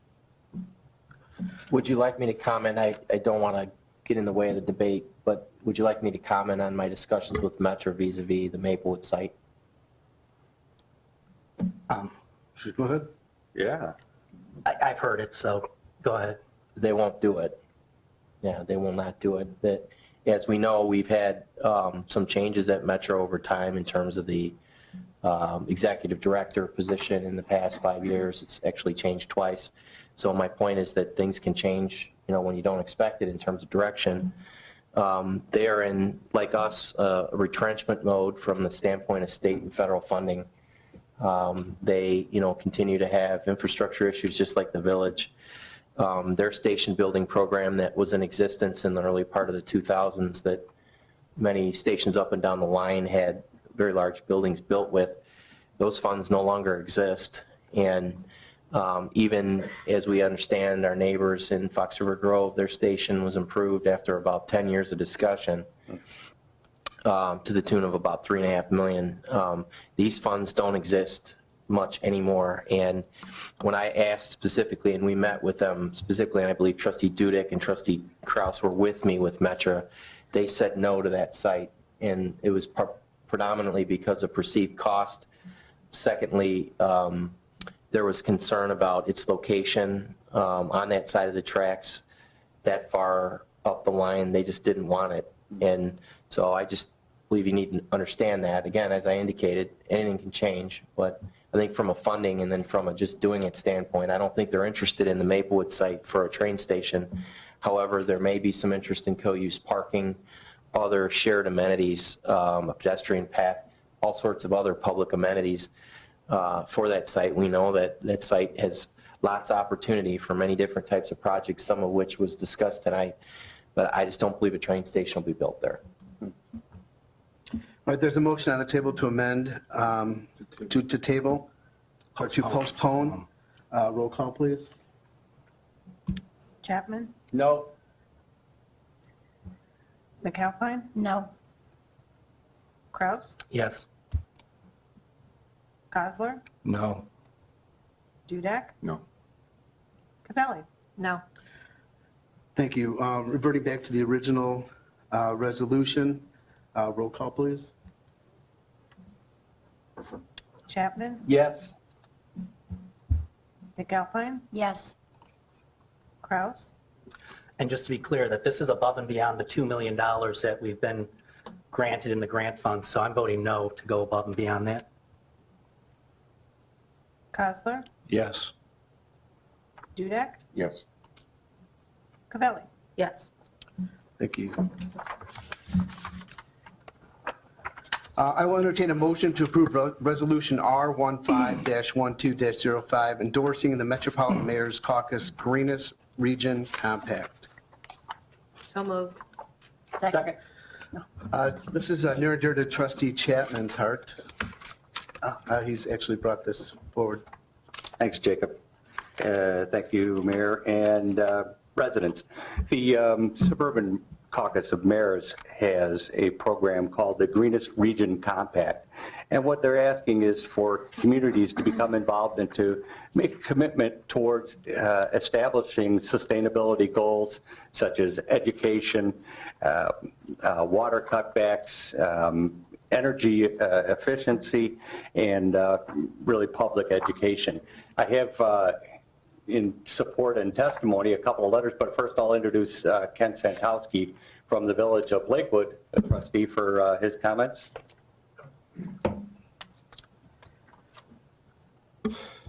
Thank you. As Dave said, we're on the same committee together, and what this is doing is it's no cost to any of the communities to do it, but what it's doing is bringing kind of an umbrella policy of just doing everything instead of somebody saying, well, we practice water policies, we practice recycling, we practice this. It just kind of brings it all together under one type of sustainability enigma that everyone can follow easily, and you can choose to do whatever part of the policies and programs that you want to do. So some villages and townships are going to be able to do them all. Some are only going to be able to do one or two at a time. So I applaud what Dave has been working on, and the Village of Lakewood will be following suit as soon as you guys finish up with yours. Thanks, Ken. Ken is also a member of the McHenry County Defenders, and if you don't mind, I'll just read a couple of quick letters as part of the public record in support of it. Dear Mayor and trustees of Cary, the environmental defenders of McHenry County are so pleased that you'll be considering a resolution at your meeting tonight that will set Cary on a path toward a more sustainable future. We commend you for considering this step and strongly support your adoption of this resolution, declaring Cary to be part of the Greenest Region Compact. As an organization that's worked to help protect and preserve a healthy environment in McHenry County since 1970, we encourage you to take this step to become more aware of sustainability options in your planning process and to implement positive environmental changes in your village infrastructure, purchasing decisions, and use of resources. To our knowledge, you'll become the first community in McHenry County to become part of this compact. That will be something to crow about. As you move forward to adopt and implement your sustainability goals, we would be happy to work with you to aid in the process in any way that we can. We can also serve as a resource to connect you with other organizations that can be of help to you as well. And working together, maybe we can convince some more McHenry County communities to follow in your footsteps toward a more sustainable future. Again, we highly encourage you to adopt this resolution, and please feel free to reach out to us at McHenry Defenders if you would like our help. Respectfully, Nancy Scheitzel, President of the Environmental Defenders of McHenry County. The second letter is from Kimberly Hankins, and Kimberly is the Sustainability Director at McHenry County College.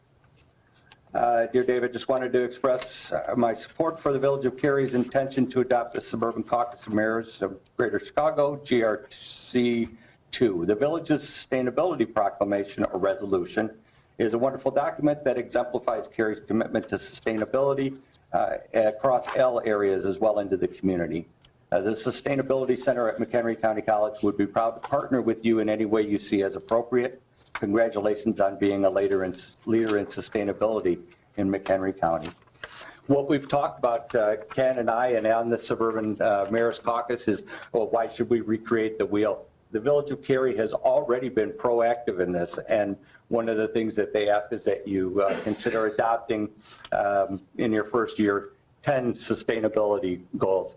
On that list, there's obviously there are many hundreds of opportunities of things to do, whether it's rain barrels or switching to LEDs, working with NICOR, ComEd, the Defenders, McHenry County College. So it'll give us a lot of opportunities. I'm asking for your support as the resolution here allows us to move forward. Any discussion? I just have a question, Trustee Chapman, since you're the one pushing this pretty hard. I just don't know what benefit we gain out of this. If we can choose what things we want to do and what we don't want to do, that's what we're doing right now. So it seems like we've already made progress on this within the village, and I don't know what this really does for us as a village. It just seems like it's just... What this does by being part of the Greenest Region Compact, it opens up and allows us to apply for funding and grants that are available from the state and federal government as part of the state of Illinois and federal programs that are available out there to minimize any impacts. We're talking about taking and adapting sustainable energy programs at the wastewater treatment center, or getting grants available to reimburse our residents that buy rain barrels rather than it coming from the Village of Cary's, taxpayers' pockets, that we use it as a state thing. Helping to reduce the energy consumption, in our village, the water consumption in our village through things that we're doing passively. And this is where we will be actively partnering with other organizations, bringing in resources that we don't have access to now, and expanding our presence. So that's what it helps us to do, Jim. I guess I'm just for less government and residents' lives, and this just seems like it's the foot in the door. I don't really think the government should be buying light bulbs for residents or rain barrels.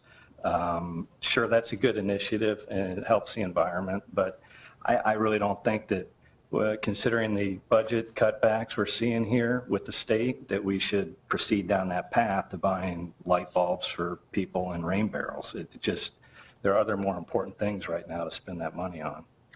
Well, Jim, you might be right about today, but you're not right about it tomorrow, because these things are important, as 195 countries just showed this past week about endorsing world sustainability programs.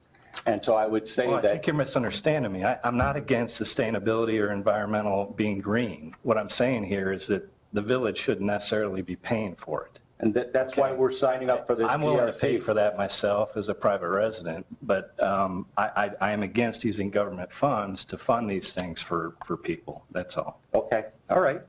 I can address that comment? Sure, come up to the, It's not about making the governments, the city of Cary, pay for those things. It's the city of Cary is saying we're going to commit to allowing those things to happen. So what's happened is then, if the city of Crystal Lake decides to buy rain barrels and sell them to their residents at a cheaper cost because they're going to buy 10,000 of them versus just 100 of them. So that's what this whole thing is about. Is we talk about the consolidation of townships and governments. This is basically what we're trying to do, is we're trying to consolidate all the environmental issues that we can. So for instance, Cary, Lakewood, we don't have paint recycling, but the city of Chicago does. Well, the city of Chicago, those, when they're done using their old paint recycling machines, if they know that we're in the market for one, we may want to buy one at a greatly reduced price and maybe consolidate. Maybe we'll have a recycling episode in Cary and Lakewood and Crystal Lake at the same time. So that's what it is. It's not about the government spending money. It's about a consolidation and of people's ideas and resources to help actually cut costs to help those things. And I'm not here to debate all that. I guess what I see here is it just seems like there's so many layers of the onion here in Illinois. The Algonquin Township offers a lot of these services already. Recycling services, paint recycling, Right, but they offer them batteries, to things like Algonquin that. Township residents. They don't offer them to Nunda Township residents and Door Township residents and Grafton Township residents. So, Right. so that's the thing, is if I was an Algonquin Township resident and somebody from Nunda Township was bringing their paint and their electronics and their styrofoam and their weeds and all that stuff to them, I'd be a little upset because I'm paying for them. So that's what it is. It's just, we're trying to consolidate the efforts without consolidating the money.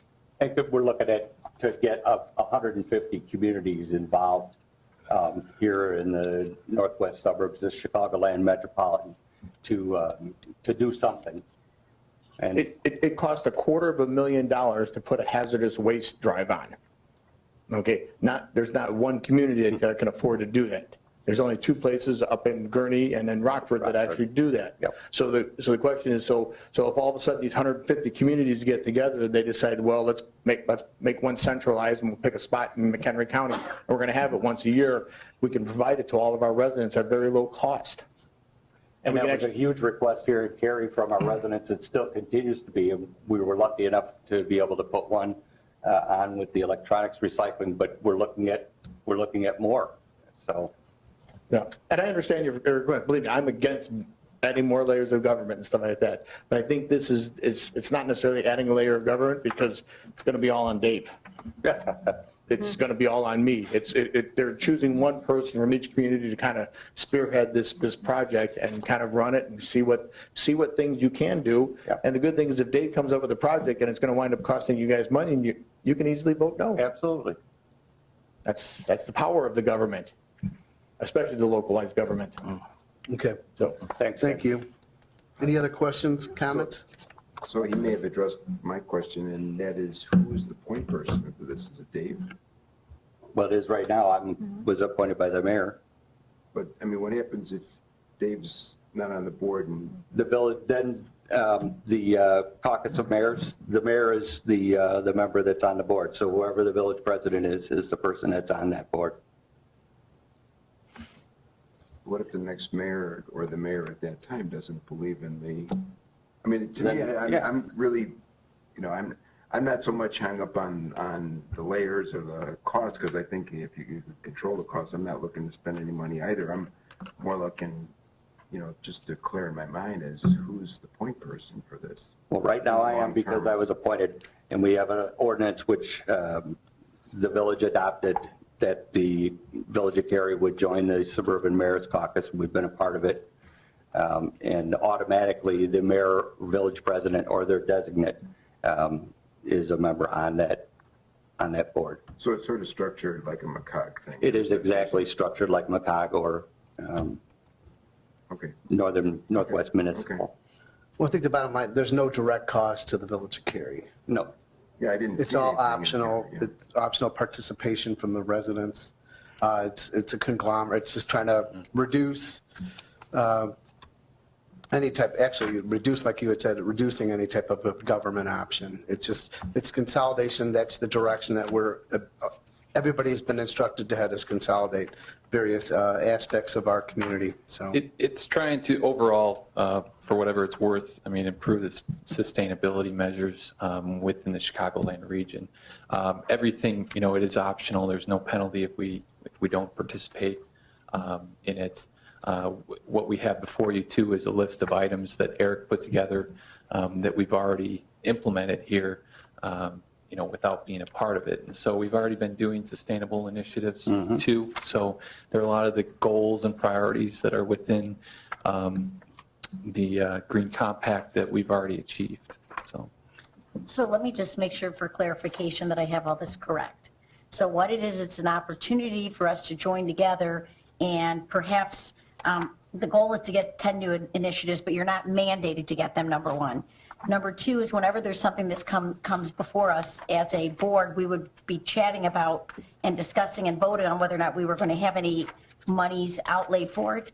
But it also provides us an opportunity to apply for grants or things like that that might come up. So in a sense, it gives us an opportunity to bring funds into the village to be used for sustainability from a green standpoint, from ecological, making sure that we're taking care of our environment to the best of our abilities. Am I missing something? I mean, Sounds right on. okay. When did this organization start? I don't know specifically. I know a lot of the communities, and you'll find that in your attachment, that have already adopted it around 2008, 2009. So some of those goals and priorities might be a little bit dated. Yeah. If you reviewed the information. Can I ask one more question to Eric? From a standpoint of implementation on some of these things, how do you view this with how we're currently set up with, because some of this would impact you, correct? Correct. As do they have it? As the document shows, the green highlighted items, these are the priorities or strategies listed in the attachments provided by the GRC2. 8 of the 16 we have already completed or are ongoing, just a part of our operational initiatives or as part of our considerations for current or future budgets. So some of the items obviously would require some action and some research or expenditures that would be budgetary in nature. Others would be procedural or ordinance related. So obviously those are a matter of staff time as opposed to capital costs. But a lot of these things, aside from maybe that first older CFL grant type of program, most of these things are items that are good initiatives, not necessarily items that are grant funding contingent, and not things that would, qualify us for future grants. Those are things that we are constantly exploring as a village from all departments and continuing to pursue. So how do you feel about this program? Obviously, you've read through it. Oh, yeah. Yeah, I think, as I understand it, the program memorializes the village's commitment to pursuing these items and setting goals. It doesn't commit us to enacting X number of items here, or you shall do this. As they mentioned before, it doesn't force a cost to the village, but it demonstrates our commitment to it and then allows us to move forward and then proceed with prioritizing and then selecting and choosing the items and the progress strategies that are appropriate for Cary. So I view it as something we're doing already through our normal budgetary process. We look for these types of items, and you as the board would review and give us a direction on which to proceed. This, I believe this action is just a good support of that initiative that we already do. Okay. And that's why they call it a framework. So that's their operative word. Okay, roll call, please. Cavelli, Yes. McAlpine, Yes. Kraus, Yes. Cosler, Abstain. Chapman, Yes. Duda. Yes. Thank you. I will entertain a motion to approve Resolution R15-12-06, authorizing Christopher Clark as primary delegate and Jacob Reif as alternate to the McHenry County Conservation District's Conservation Congress 2016. So moved. Second. Jake, you want to lead this off? Mayor, pretty straightforward. The village has been invited to participate in the MCCD's Conservation Congress. There's an event on February 6th, I believe, and the McHenry County Conservation District is just asking for formal resolution from the village designating a delegate and an alternative member for that meeting. So I'd be happy to answer any questions that you have. Okay, roll call, please. Cavelli, Yes. McAlpine, Yes. Duda, Yes. Cosler, Yes. Chapman, Yes. Kraus. Yes.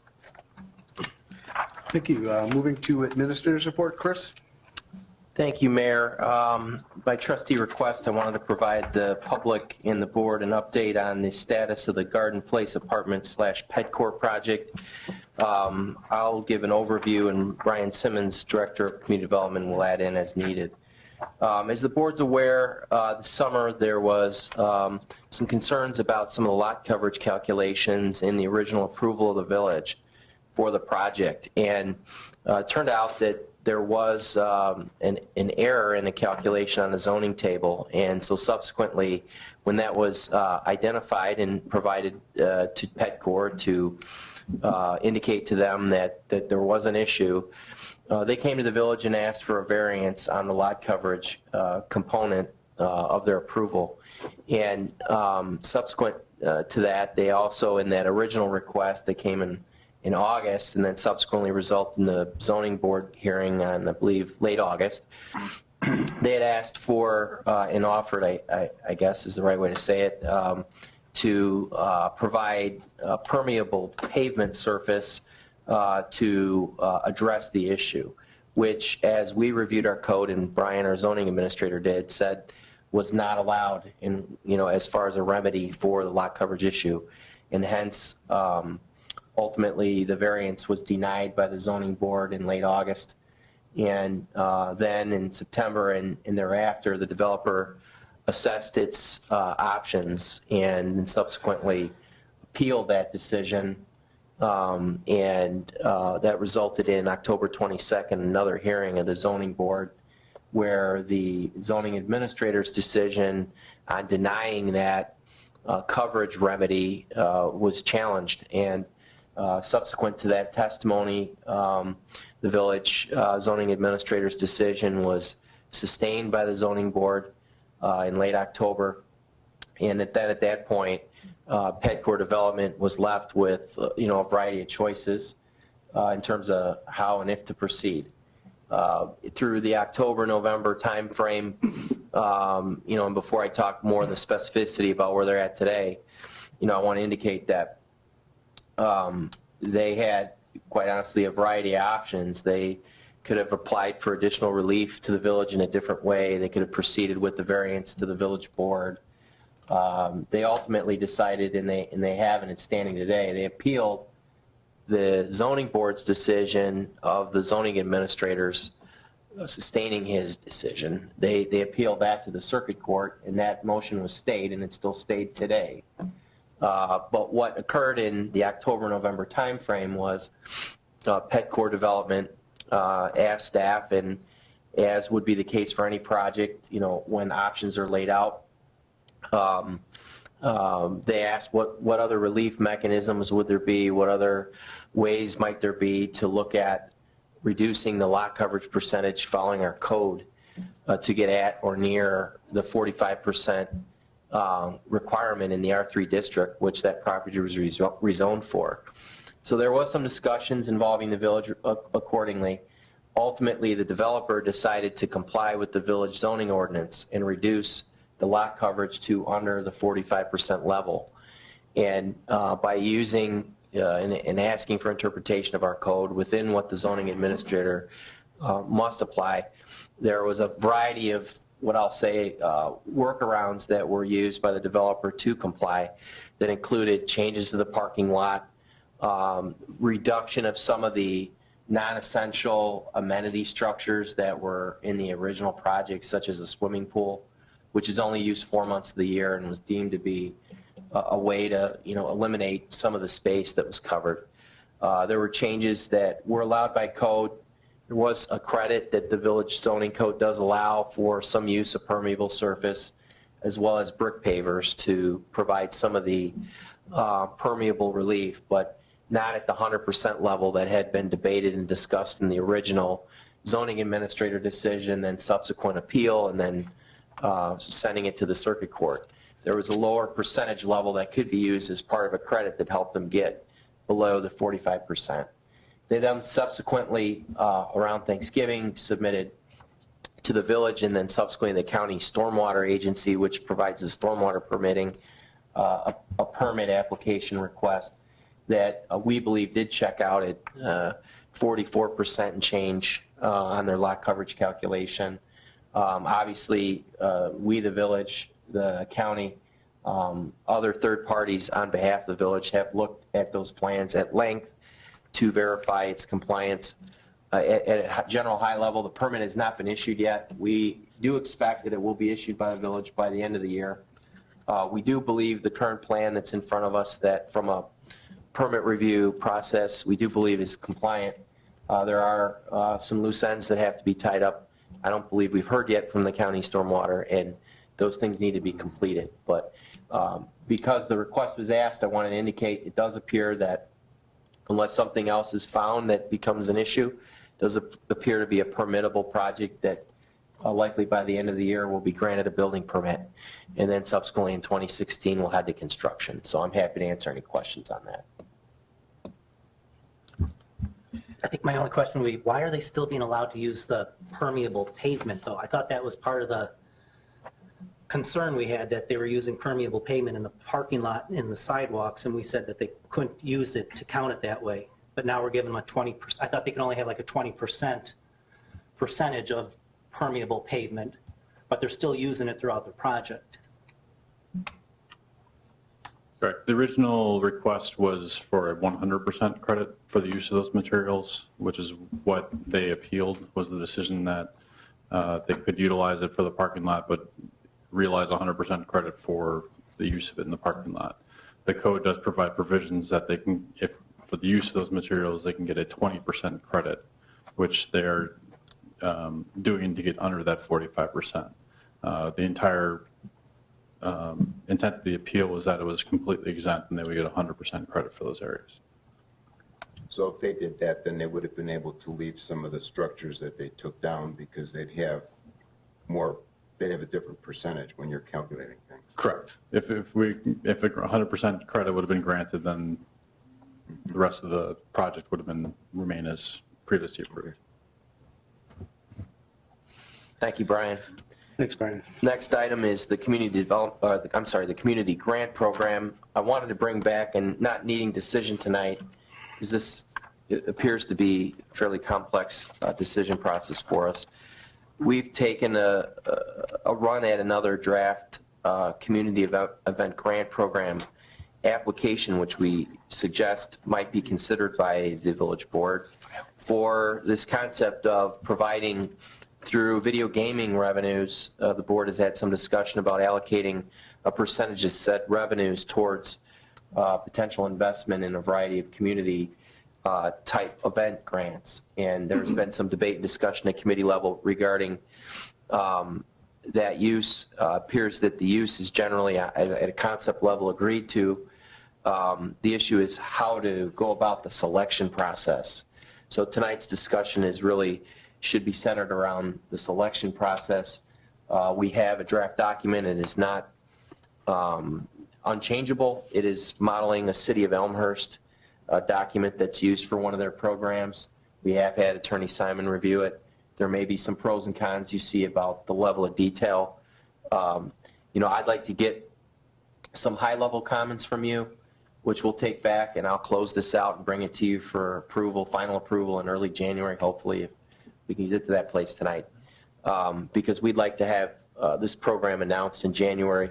As you understand, this is before our budget cycle. This is abnormal. We've tried to make an accommodation here for that. As you understand, also, community events typically center around the April to November timeframe due to weather. So to have, if it's possible, a January kind of rollout would make some fiscal sense, as long as we're sure we understand that these funds may need to be removed if we have budgetary, crises. So I'd like to get to some high-level comments tonight, and then Assistant Administrator Reif and I will bring back the final document to you to bless, hopefully, the first meeting in January. So happy to take any high-level comments. I have a question. One of the items we discussed last time was this potentially being looked at as a bias because they're filling out this document, and now we're basing what they're putting on this document if it's going to come before the board then. Is this, I noticed there's now a waiver in here with a harmless agreement. Does that take some of that away from us? Is that the purpose of that? The waiver and the hold harmless is designed to protect the village from any claims or injuries that occur during the course of the activity that's being conducted by the organization. In regard to the question about discriminatorily doling out the money, the evaluation criteria that's in the top third of the first page provides reasonably objective criteria by which the village can score applicants to make sure they're provided on a basis that is designed to most effectively help the community and not judge the application based on the message of the organization. But is there a scoring criteria? I mean, if I'm looking at it, I guess who's doing the scoring criteria, and like what gets somebody, is it a 1 through 5? I mean, what is the scoring criteria? There isn't anything that's quantitative here. This is measured, I would look at it and evaluate it kind of in a qualitative way. You can have a project that maybe they have a small budget, but they can make a huge impact as far as bringing, visitors to the community. You could have someone that has a large budget and they make no impact in bringing people to the community. And so it's going to be something where we don't have it right now as any kind of numeric formula for evaluating it. It's more on a qualitative. So at the staff level, who's going to be evaluating it then? I believe Jacob and I would bring recommendations to the board. So you wouldn't necessarily bring everything before the board then, depending on like what Jake just said, with if it doesn't bring any impact to the community, but they're asking for $10,000. I think that I can't imagine we'll have 15 projects, so we certainly want to communicate with you about what came in. It would be our intention to fund within our budget means. I've seen, as I've looked at these in different cities and villages, some towns have a bike race, like a regional international bike race in Lake Bluff that they close the roads off and they have, a ton of tourists that come, that's at the high level. And then we talk about some of the community festivals like our Fall Fest and others that are more hometown in nature. So we want to try to keep a level of creativity within our budgetary means, to I guess, sponsor these. So I appreciate that comment. It sounds like we could flesh out a bit more of the scoring aspect, but, I think the Assistant Administrator Reif and I would be bringing these in for a review by you as well in some fashion. I have some concerns as well. I would agree that I think the challenge is to how do we remain very objective with what we're going to do. And the questions, a couple things that I highlighted were how do we define how much we're going to give towards whatever the budget is? And what I mean by that is if someone comes in and they have a $100,000 budget and we're going to give them $1,000, how does that compare to, or $10,000, let's say a 10%? How is that going to compare to someone that's got maybe a $500 budget? Are we going to say we're going to apply the same criteria, so you're going to get $50? Or are we going to have somebody, I don't want us to get into a situation where we're picking and choosing and differentiating how much, what the actual percentage that we're going to participate in when we have nothing down here. I think that could lead us open to somebody challenging us for being fair, or am I not, is that a legitimate concern? Does anyone else see that as a concern? I don't view your exercising discretion to weigh how much you give someone as much of a concern as your selection process that is more suspect to preference based on the message, I think. Budgetary concerns are certainly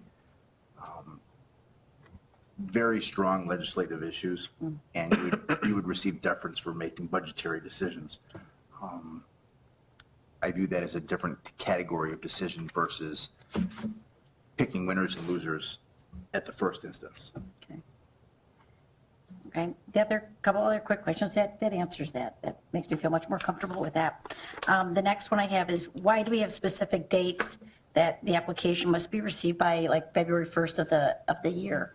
Because what if someone comes up with a project that they're really trying to get off the ground and they've never done it before? And I'll give an example, Main Street Fest, when that came in, that didn't start, no one knew February that it was going to be done the next September. It was very quickly put together to try and come up with a community-wide event. So why are we limiting ourselves? Is it a budgetary reason that we're doing that? Or is it something where we say that quarterly they can apply, or is there something we can amend there? I would look at it twofold. Ensuring that it's equitable so that, everyone comes in at the same time. It gives us a fair opportunity to review them all when we compare them, next to each other. Secondly, it does help from the budget process. I mean, we, have, so limited amount of dollars to be able to allocate towards this. Getting those applications and understanding how many dollars are going to be asked for and what we're able to fund, it's helpful to get that by a certain time so that we're able to budget for that. Okay. Why under the application submittal stars? I have a lot of questions on this. Go ahead. Because I think it's a great concept. I love the idea. I just want to make sure that as we're setting it up that we're doing our due diligence and covering areas as well as possible. Why is it under the application submittals that you want a copy of the organization's annual budget, their entire budget, versus the budget just for the specific project? And I absolutely agree with you. I mean, anything here is debatable for the board. We just want to provide options for you. As far as the budget, when I look at it, we want to be able to provide the board with all the information that they can to make an informed decision. So if you find the budget not to be a document that you'd like to look at, I like to look at kind of the finances and the breakdown. I want to see the budget. I want to see the budget for the event. I just don't know that it's our business to have the organization's entire budget. I mean, Boy Scouts, if it's a Boy Scout trip, do we need their entire budget for everything that the Boy Scouts of the Black Hawk Council, for example, is doing, or do we need it specific to what they're going to do here? I kind of like the budget. Here's why. If it's a nonprofit organization, let's say they have a large budget and they're coming to us and they're asking for a large sum, I'd want to know why they need that money from the Village of Cary. So I like that item in there personally. I agree with Kim. Okay. The other thing you can learn from reviewing the annual budget is to find out how efficiently they convert donations to charitable purposes, what percentage of their costs are administrative versus towards the charitable purpose. Okay. And then what about a copy of the applicant's annual report or information noting the number of donors and members? I would say, along the similar lines with Adam's statement, but too with the donors and members, members, it kind of helps you understand the Chamber of Commerce. For example, it's are members, in Cary, or are all their members, outside of Cary, kind of thing. So. But you could have organization come that has that are anonymous donors, so they're just going to say it's an anonymous donor? I mean, I'm not looking at necessarily, I'm just trying to look at a big, broad scope here, not saying, I'm not zeroing in on one particular, I'm saying overall, we could have a large amount of people coming in for that. And I don't want to discourage people that say, hey, we have some donors that don't want, there's private donors. I mean, I can give you churches, for example, there'll be private donors that's anonymous, they want to keep it that way. Are we going to then prohibit them from applying for something like this? This only asks for the number of the donors, doesn't ask for an identification list. Okay. Okay. Did you have any other? Is anybody else that has any other concerns? Well, I think that maybe, Ellen, if you want to get together with Chris and Jake and Sure. kind of go over some more of your concerns so that you can bring back something, good concepts, it's a good start It should to say, this. should say Cary Grove, not just Cary, that the club should be able to be in Cary, Foxborough Grove. Like we have a Chamber of Commerce, it's the Cary Grove Chamber of Commerce, and so they wouldn't be eligible to apply. And what if, 1 year they had 50% of their members in Foxborough Grove and 50% in Cary, then they couldn't apply, so. Sure, AMVETS, different things like that too. We have some of our Yeah, other that are both. JCs are, We've included language in there to address Yeah, that. no problem. But this is a great pass. I think it's wonderful. I don't want to take away from the fact that I think this is absolutely wonderful. I was just trying to bring up some things I was concerned with, that's all. All right, thank you. We've already gone through the department head reports at committee. Was there anything else anybody wanted to add? Thank you. Any other future agenda items and discussion by the village board? I will entertain a motion to adjourn. So moved. Second. All in favor? Aye. Opposed? Tried to hit it. Adjourn.